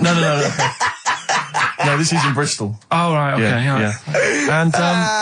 And so I'm sort of wandering around, and then at midnight these two girls turn up again, and some of these lads come and meet them, and they're sort of laughing and joking. I'm thinking, they're probably going to invite me back to a party. I watched them get in a cab. They went off. They had a wild night. But then I did have a balloon, so it was a great New Year for me. I did have a balloon. Oh, do you have a little bit of Tupac? Yeah, if you want. Yeah. There's a great lyric in this. It's picture me rolling, right? But at the end, he's saying about look at me now. I'm drinking Remy and I'm in a Rolls Royce. And he goes, oh yeah, I forgot the DA. Can she see me from here? Can you see me, ho? And I think this is like District Attorney turning on the radio and Tupac going around going, can that ho see me? She's going, yeah, I can see you. Yeah, it's brilliant. Tupac. I'll tell you what, we should get rolling. Rockbusters. No. All right. No. Well, he has done it. He just said that he was worried about it because we said it's the last one. What do you think, Carl? I just don't think can I just say now, Carl, seriously, I'm only responding to what we're getting on the email, which is people do not want Rockbusters. They really... There's one guy here he says, it's James Pooley, he says he's preempted Carl by giving my answers to this week's quiz. I don't know what the clue would be, but his answer is no Van Ear. Nirvana. Yeah, good. Nirvana, yeah. That sounds like one. Number 2, he's just guessed. I don't know again what the clue would be, but the answer is Kid Creosote. Yeah, that's good. That's a typical Rockbuster. That is brilliant. That's a better game. And the last one is Harry Seacombe. Yeah, that'd be good. So, maybe we should reverse it. So people we have to come up with the clue for them. And we win the prizes. Yeah. Have you got prizes ready as well? It's all there, but... Oh, I feel sorry for him now. What the prizes would have been. I'd rather just give them away to the first person to email in, frankly, than have to go through the torrent of Rockbusters. Oh, God! Look at Carl's face! I wish you could... Oh, can't we get this on telly just for Carl's face? Hey, I'll tell you what we could do, Steve. You know, like Smiley Miley and that used to take the Radio 1 Roadshow out? Oh, man, that would be amazing. Come on. Should we take it out? Hello, Bournemouth. Yeah, how many miles have I done? Don't care. No, should we do this? How many miles have we done? Well, XFM's down the road. Yeah. 1. Yeah. Should we take it out the road just so they can see Karl Pilkington? To be fair, though, you're not really keen to leave W1, are you? Well, we wouldn't. Right, so where exactly would we take the roadshow? We'd do it outside. Outside the building? Yeah. Right, okay. And what would we do? It's called a roadshow because it's in the road, I imagine, isn't it? And we'd give away T-shirts? Throw in T-shirts, and then we'd have a band. We'd have band playing. What was that band playing tonight? I forget, something Diesel, was it? Yeah. See, instantly forgettable. That was my point, really. we could have them on. Yeah, great. Yeah. Get a couple of celebrity pals down. Someone from Big Brother 2. That would be ideal. Well, Josh, the other little gay fella. Yeah. He'd come on, just wave. Yeah. I'm beginning to like the idea. Yeah? Brilliant, yeah. So we'll have Josh, something Diesel, we're playing the Bull and Gate tonight, whatever it is. Yeah. Right, I'll throw out some T-shirts. Yeah. And then, Carl will do a live Rockbusters. Yeah? Well, I don't know. Do you want it? I just think that ruins it slightly. It would just bring the whole afternoon down, Rick, I think. We get it sponsored by someone. Yeah? No? Well, I'm just trying to inject a bit of... Read the prizes, what we would have done. There's a PlayStation game here. I guess it's maybe not been released yet. It's a little demo of that. What's this? The American Song Poem Anthology. I don't exactly know what that is again, but lots of songs on there and a couple of compilations, arbitrary compilations, the Club Anthems compilation, the best summer holiday album ever. Wow. You've certainly sold it to me, Steve. The best air guitar album again. Brilliant. And an old edition of Only Fools and Horses. So, you really haven't put the effort into the prizes, Carl. So if that's the prizes, if that's the whole point of the competition, and they're the best prizes you could conjure up, in God's name, how bad are the clues this week? That's why he doesn't want you to do it, Carl. All right, we won't bother. Forget it. Doesn't matter. Good. Excellent. Well, that's resolved. Brilliant. That's excellent. What we have got, though, is Educating Ricky, haven't we? Well, another one of my little things. Oh, it's brilliant, then. So how long's this going to last before you want to get ditched this? Well, we'll see. A couple of weeks. It's not like that, Carl. It's all one. It's one love, man. We're on the same team, man. Yeah, we're just one voice, man. One true voice. Like those lads. Yeah. They could play. Right, well, the Educating Ricky, they could play. Well, why don't we play a record and come back with Educating Ricky? The Wind, Cat Stevens. We need to get the jingle queued up as well. Yeah, I'll get the jingle queued up. No, yeah. I haven't got Neil Young lined up yet. No, not Neil Young, Cat Stevens. I gave it to you. I know, we're not playing that yet. Can we just play a record? No, This is just sounding rubbish. Well, I told you to. See, so why aren't you playing the record I told you to play? Because we've just had something chilled, right, from Tupac. Let's lift it up a bit now with a little bit of blur. Right? Come on, play it. Oh, I might shoot off. I just have. Crazy beat, Blair on XFM 104.9. Right, we're going to do Educating Ricky instead of Rockbusters. Incidentally, on the subject of Rockbusters, we just had an email from Phil. He says, I could do with this week's rather shoddy array of prizes, as I'm doing a car boot sale tomorrow and need a bit more tact to fill the table.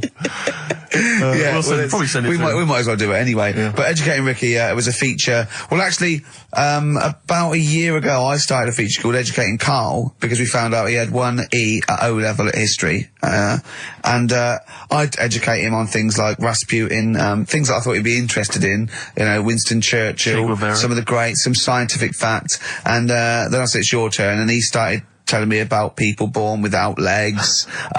Some people have got a funny eye. There's a woman whose tongue's longer than her arm. And really, you know, turning the screw on education. Yeah. So I don't know what he's got for me today. Maybe a dog born a cat.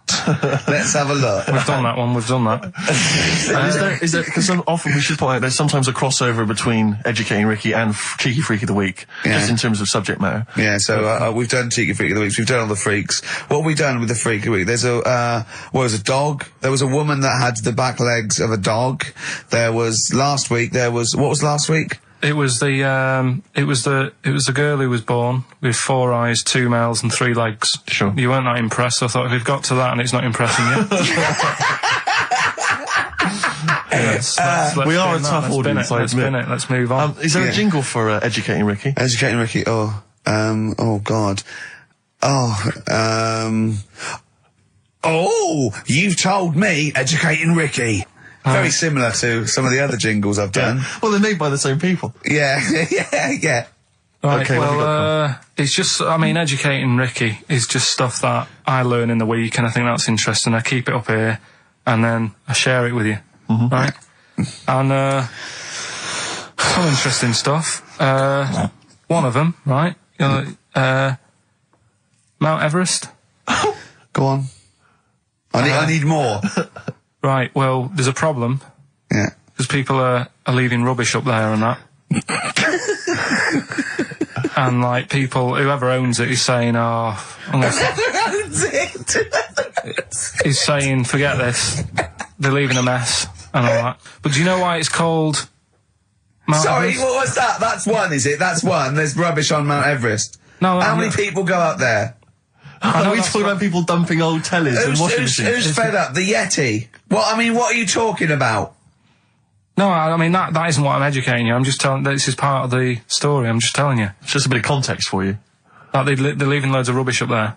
Well, they're not leaving loads of rubbish up there, are they? No, they are. They're apparently Not like right trams and washing machines and seagulls flying everywhere. I don't know. Anyway. I don't know. But anyway, do you know why it's called that? You know why it's called Mount Everest? Why it's called Mount Everest? I know the mount bit. It's because it's a large mount, and if you climb it, by the time you get to the top, you need to have a rest. And that isn't the educating bit. I'm just telling you. It's not true. Well, we'll leave that. Well, no, Karl, in the name of everything holy, do you think that anyone named it because you have to have a rest when you've climbed it? Well, we'll see. You'll see what people say on email. But Well, it's definitely not. But anyway, that's one thing that I kind of thought, that's interesting. I'll remember that. I'll teach Ricky that, so you've learnt that. Right, now, are you familiar with this thing that they can do if you're dead, right? No, not if you're dead. It's like if you're ill and you know you're going to die, right? I don't know what this is anymore. Extraordinary. Have a rest. Extraordinary. Himalaya. What? Listen, this is an interesting fact. Come on. If you're ill but you know you're going to die. Yeah, you can have this thing done in Detroit where you get put in a fridge. Right. And if they work out, you know, what's wrong with you in 20 years' time, they go, right, that fella is in the fridge. He had that. We can sort it. Let's get him out. And they sort you out. Yeah. Is this the first time you've come across this idea? Yeah, I read it the other day. I didn't know You've about never it. heard of this before? It's called Cryogenically preserved. Good, isn't it? They put you at sort of like sub-zero temperatures, so stop all cellular activity. So do you stop aging at that point? Yeah, it's suspended animation. So Well, what's the law on it, right? Because say if I had something, right? Yeah. And I said, put me in a fridge, and when you've got the cure and that, wheel me out, sort me out. Say if they did that, Yeah. and it was like 40 years, Yeah. and in 40 years' time they get a cure for me. Yeah. Would I have to stay with Suzanne? Because she'd be 70. Do you mean what are the rules? Should you be allowed to date a younger woman? Well, it's not fair, is it? It's like good news, we sorted you out, but... I don't think she'd mind. I reckon she'd have the best 40 years of her life. Yeah. And plus, they're never going to find a cure for what ails you. That is genius. That is brilliant. You come out, you're cured, and you go, oh no. I love the fact that's what he'd be lying there. If you could think while he was in that state, you'd be thinking, oh God. She's losing her looks. Yeah. Just, oh dear. But everything else as well, like, my job wouldn't be here. No. No. Although the figures would have gone up a little bit. Yeah. Flat's probably gone or knocked down or whatever. Sure. Yeah. Most of my family would be dead. Yep. So what's the point? What? How do you know about it? Who's done it? Well, famously Walt Disney, apparently. I mean, Walt Disney actually did die, but had his body preserved so that should they one day be able to bring back people from the dead, they need Walt Disney. They'd think, hang on, who do we have? But with him, nothing is going to change, because when he comes out, Mickey Mouse will still look the same. Sure. Plug and all that. Play a record! I don't know where your mind is. Play a record! It's brilliant, you just say words! It's the have a rest! 50 Cent, Indie Club on XFM 104.9. So, Carl's a little bit fed up today, actually whinging, I mean properly whinging, fed up, reckons he's tired, reckons he's overworked here. But, do you know what I mean, Carl? Everyone gets tired. Everyone gets tired. Everyone does the same sort of hours to you. What do you do, sort of 9 till 6, 7? About 9 till 7, 8. Well, no, because a couple of times this week I've sort of met you for a drink about 6. So, it's funny, isn't it? That's weird. Some of the times I've come back after it, just for another 40 minutes or something whilst no one's around, try and get stuff done without phones going, without emails coming in. Yeah, we got to do it.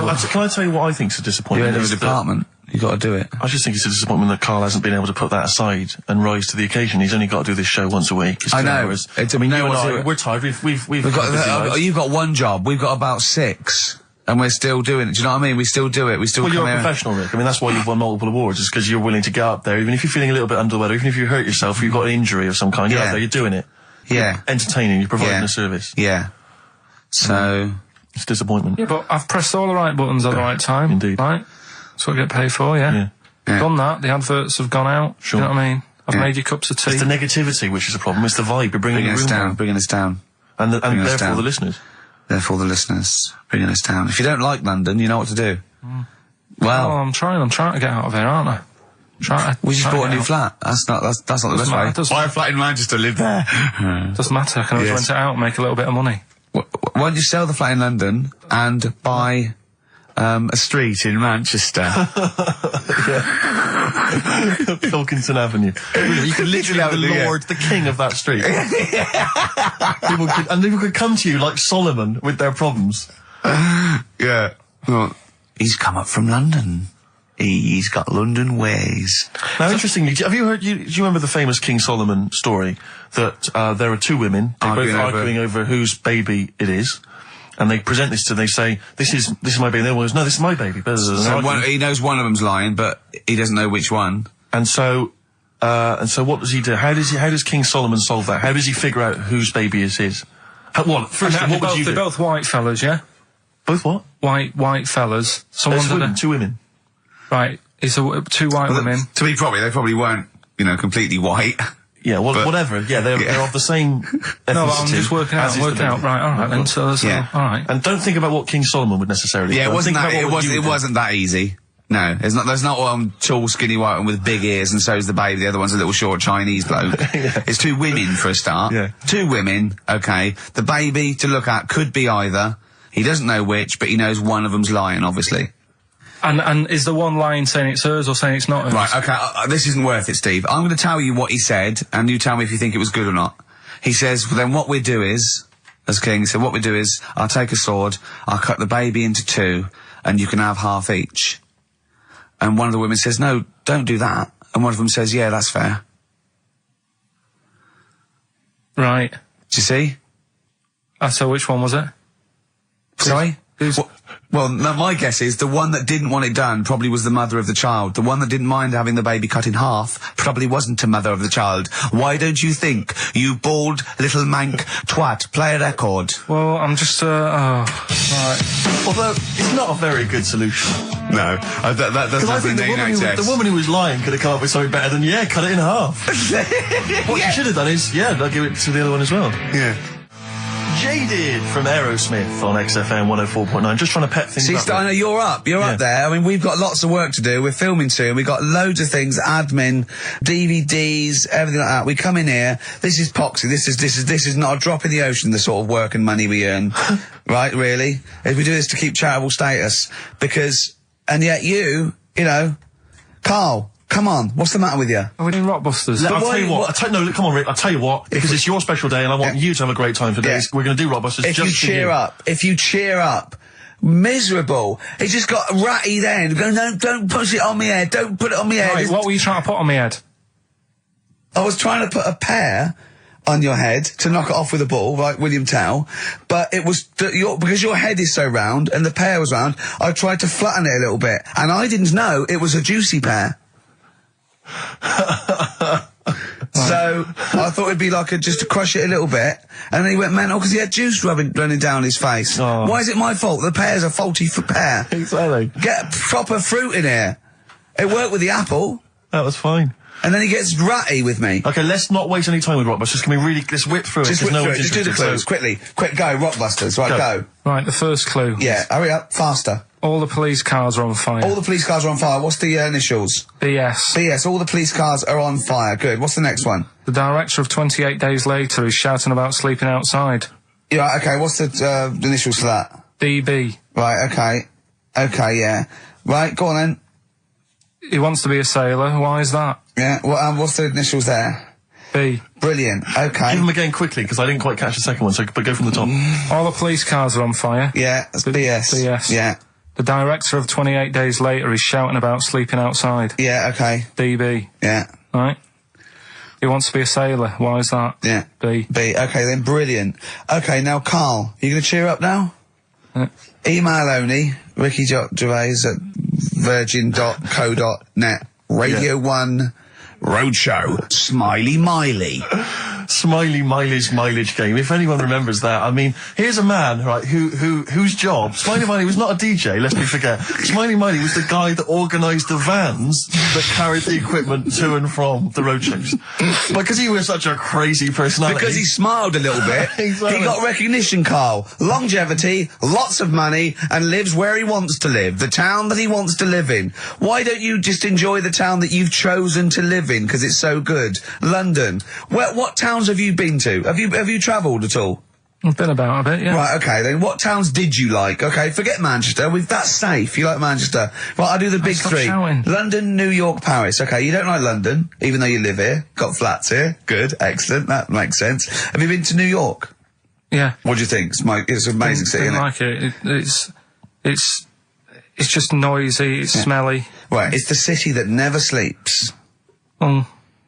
I'm not surprised with all the racket and that. Paris, the city of love, the most romantic city in the world. Not really. I remember seeing an old woman in McDonald's in there, and it put me off. That's where that thing happened, where the old woman was. What did it say? Tell us. We talked about it before. The old woman in McDonald's. Yeah, what happened? She was sat in the corner there with her legs open, no knickers on. All right. Oh God! That's Paris. Did that put you off your cheeseburger? Next city, where next? Have you been to, I don't know, the most beautiful city, Venice? Yeah, I've been there, yeah. It's good? No. Why? Because they sell it to you as if it is a romantic city. Where did you see it sold? No, I saw it on when I was growing up. Right, remember 3-2-1 with Ted Rogers? Yeah, of course. It used to be one of the star prizes on there. Right. And they'd say, "Let's show you the video. Let's see what you're going to. Let's see where you're going to be loving it for a couple of weeks." And they'd show you this scene of like the gondolas and all the city lit up at night, like a man and woman sat on a boat loving it and stuff. Yeah. I went there, bin bags everywhere. Play a record. Yeah, it's a mess. Play a record. It's London. That flooded. is Wish You Were Here with Karl Pilkington. All right. It's London flooded.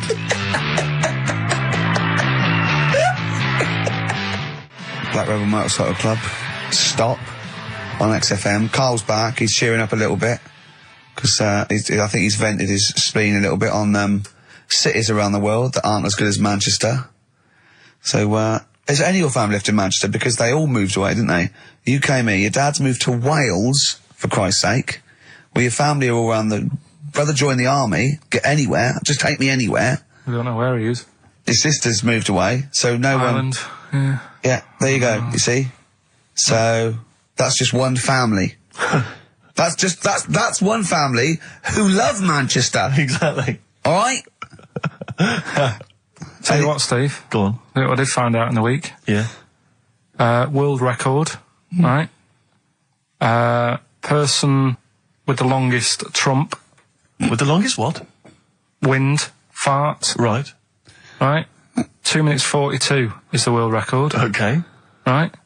Well, I'm immediately thinking about a relative of yours who I'm sure did longer than Who that. still lives in Manchester. Auntie Nora. Now, Auntie Nora did it for how long? 5 Reportedly, minutes, wasn't it? Starfighter for 5 minutes. But, unfortunately, she was the only person in the room. Whereas I think, which one's alive, Ross or Norris McWhirter? I don't know, actually. He has to be there. Yeah, I think he actually has to He'd be have present. to be there. Would you want to be there? Well, he'd have sort of equipment, looking at his watch, going, finish? You go, yeah. He goes, well, that was 4 minutes, Did she go 59 from like a seconds. size 10 to a size 6? Did Did she show some old dresses? like a hovercraft. Exactly. In a big dress. Yeah, Just yeah. slightly off. Yeah. So, it has to be invigilated. But again, you know, how was the Guinness Book of World Records one invigilated? I mean, who was supervising that? Who was He said, monitoring I that? can fart for 2 minutes. They went, well, we've got to see this. Went round. And, he just probably let it rip. It's probably circular breathing. He's probably sort of sucking in air and swallowing it as he's going. And it's a continuous one, isn't it? It's not like, yeah. I mean, it said, you know, that's how Nora's happened. Me Auntie Nora. She had a little bit of wind. It went on for like 2.5 minutes. Sure. That's when she called me ma'am. As it was still going on. And said, there's something not right here. I'm And, leaking. She said, oh, can you send your dad round? You know, my dad. Yeah. Saying to me, ma'am. With a cork. And, With a lighter. I think this would be the best one I want ever. to show the kids something. he said, I'll be there in a bit, get the windows open. But what it was down to, because I was talking to Is my she mum the and one dad with the about split it. tennis ball? Yeah. Can we not talk about that again? I was talking to my mum and dad about it, saying, you know, why do you think it happened and that? And it's because she never chucks food away, right? And she'll sort of mash it all up. And she's got all these ice cream tubs in the fridge that are just full of Cabbage like water. old mashed up food. Really? And she prepares everything. Right, she doesn't work, she's retired now, she's got nothing to do all day, but everything's got to be ready Still for her. calls in sick. Do you know what I mean? Everything's got to be done. Even though, if you're going round to her house and you're going there for tea, it's like, what time are you coming? And it's like, well, I don't know, maybe 5, maybe 6. Yeah, you're Well, no, late, I need because to you're late know, when I you need have to to meet know. us at 5 or 6. Do you know what I mean? That's what... So sorry, when you say she mashes up food, she literally takes the remnants of a dinner, could be sort of some... Anything.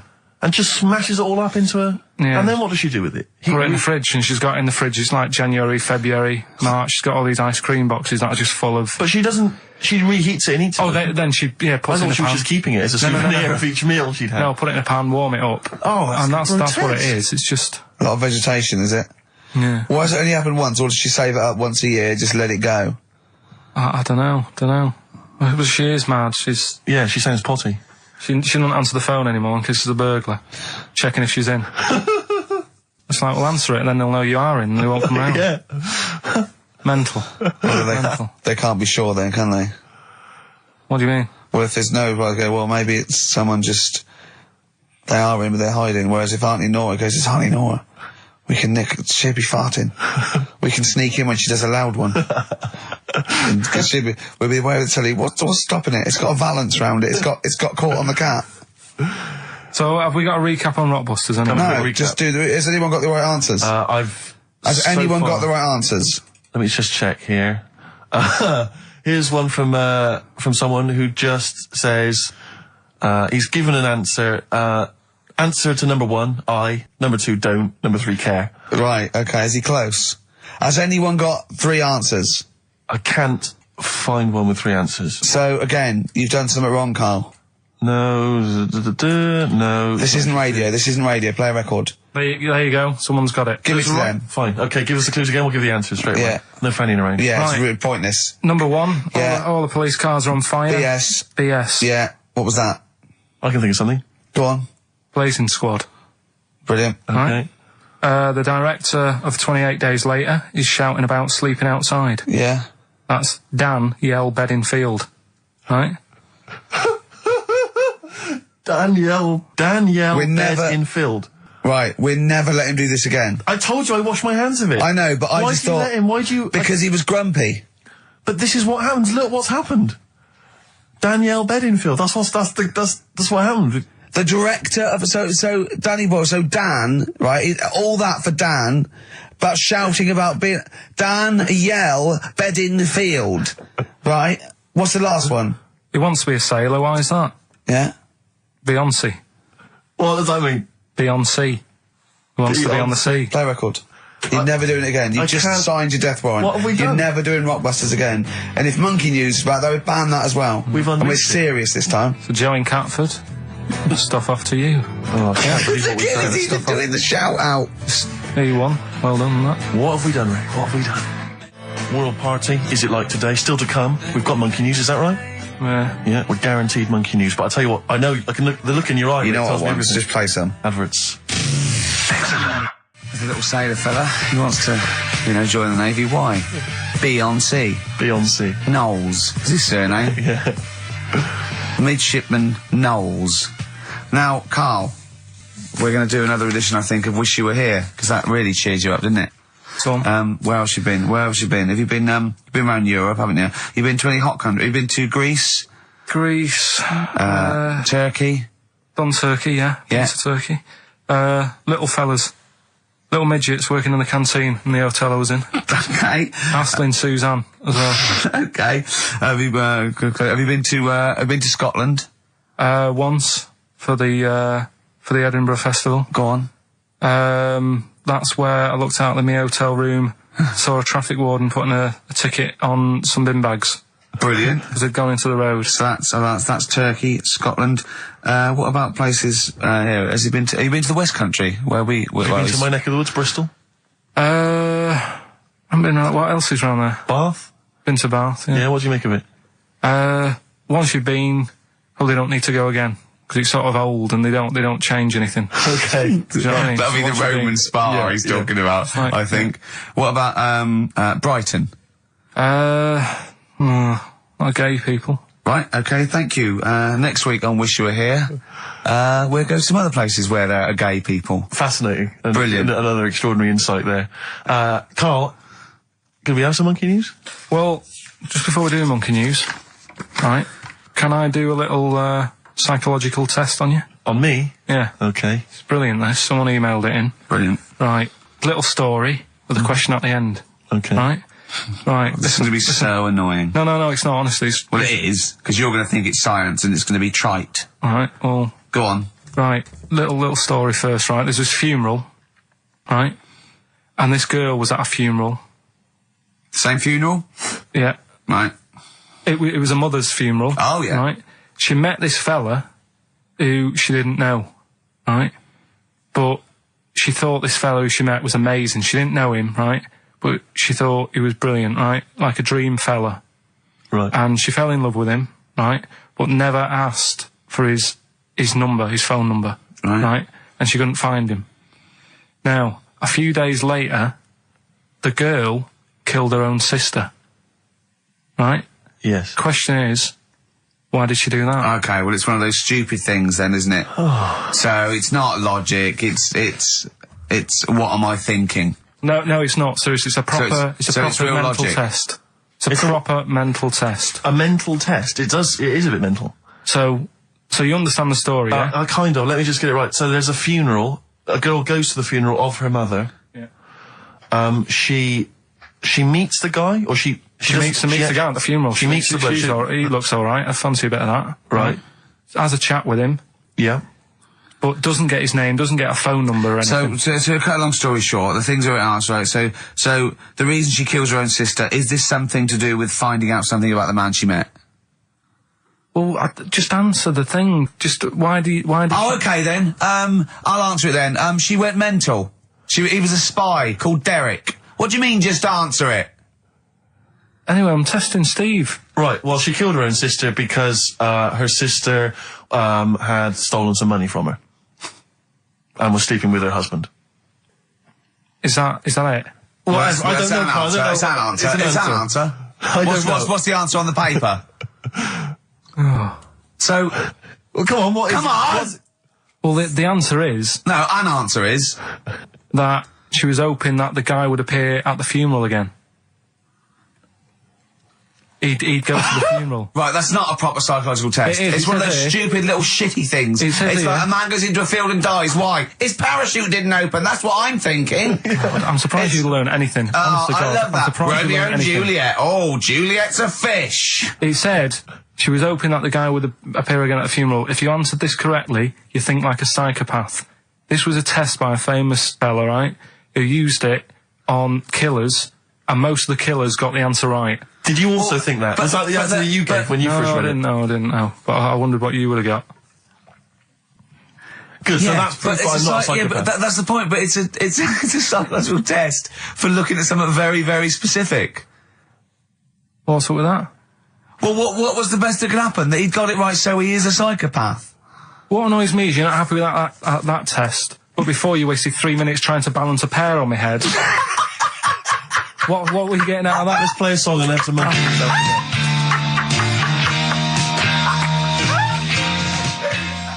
Joe Jackson, is she really going out with him on XFM? Right, it's the time that most people, I imagine, have been waiting for.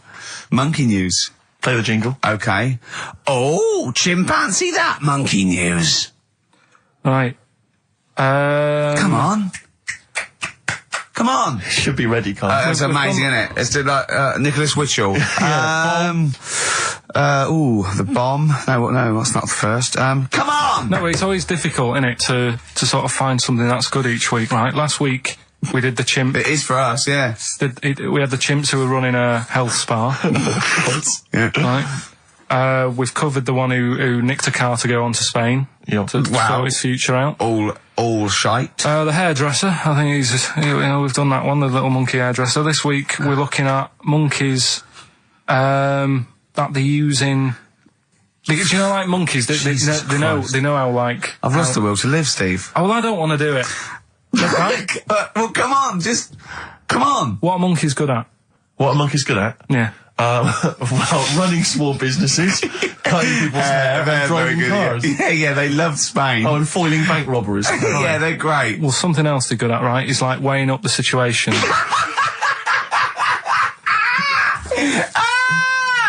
Oh, God! If you stick them in like a field with loads of like obstacles on it, right, they're good at sort of, I can get over that, and I climb over that, I'll swing from there to there, that sort of thing, right? Okay. So the people in charge of somewhere, I've thought... somewhere! Come on. I've thought we can use that skill, right? And what they've done is they've got a load of little monkeys, right? They've given them an IQ test. Yeah.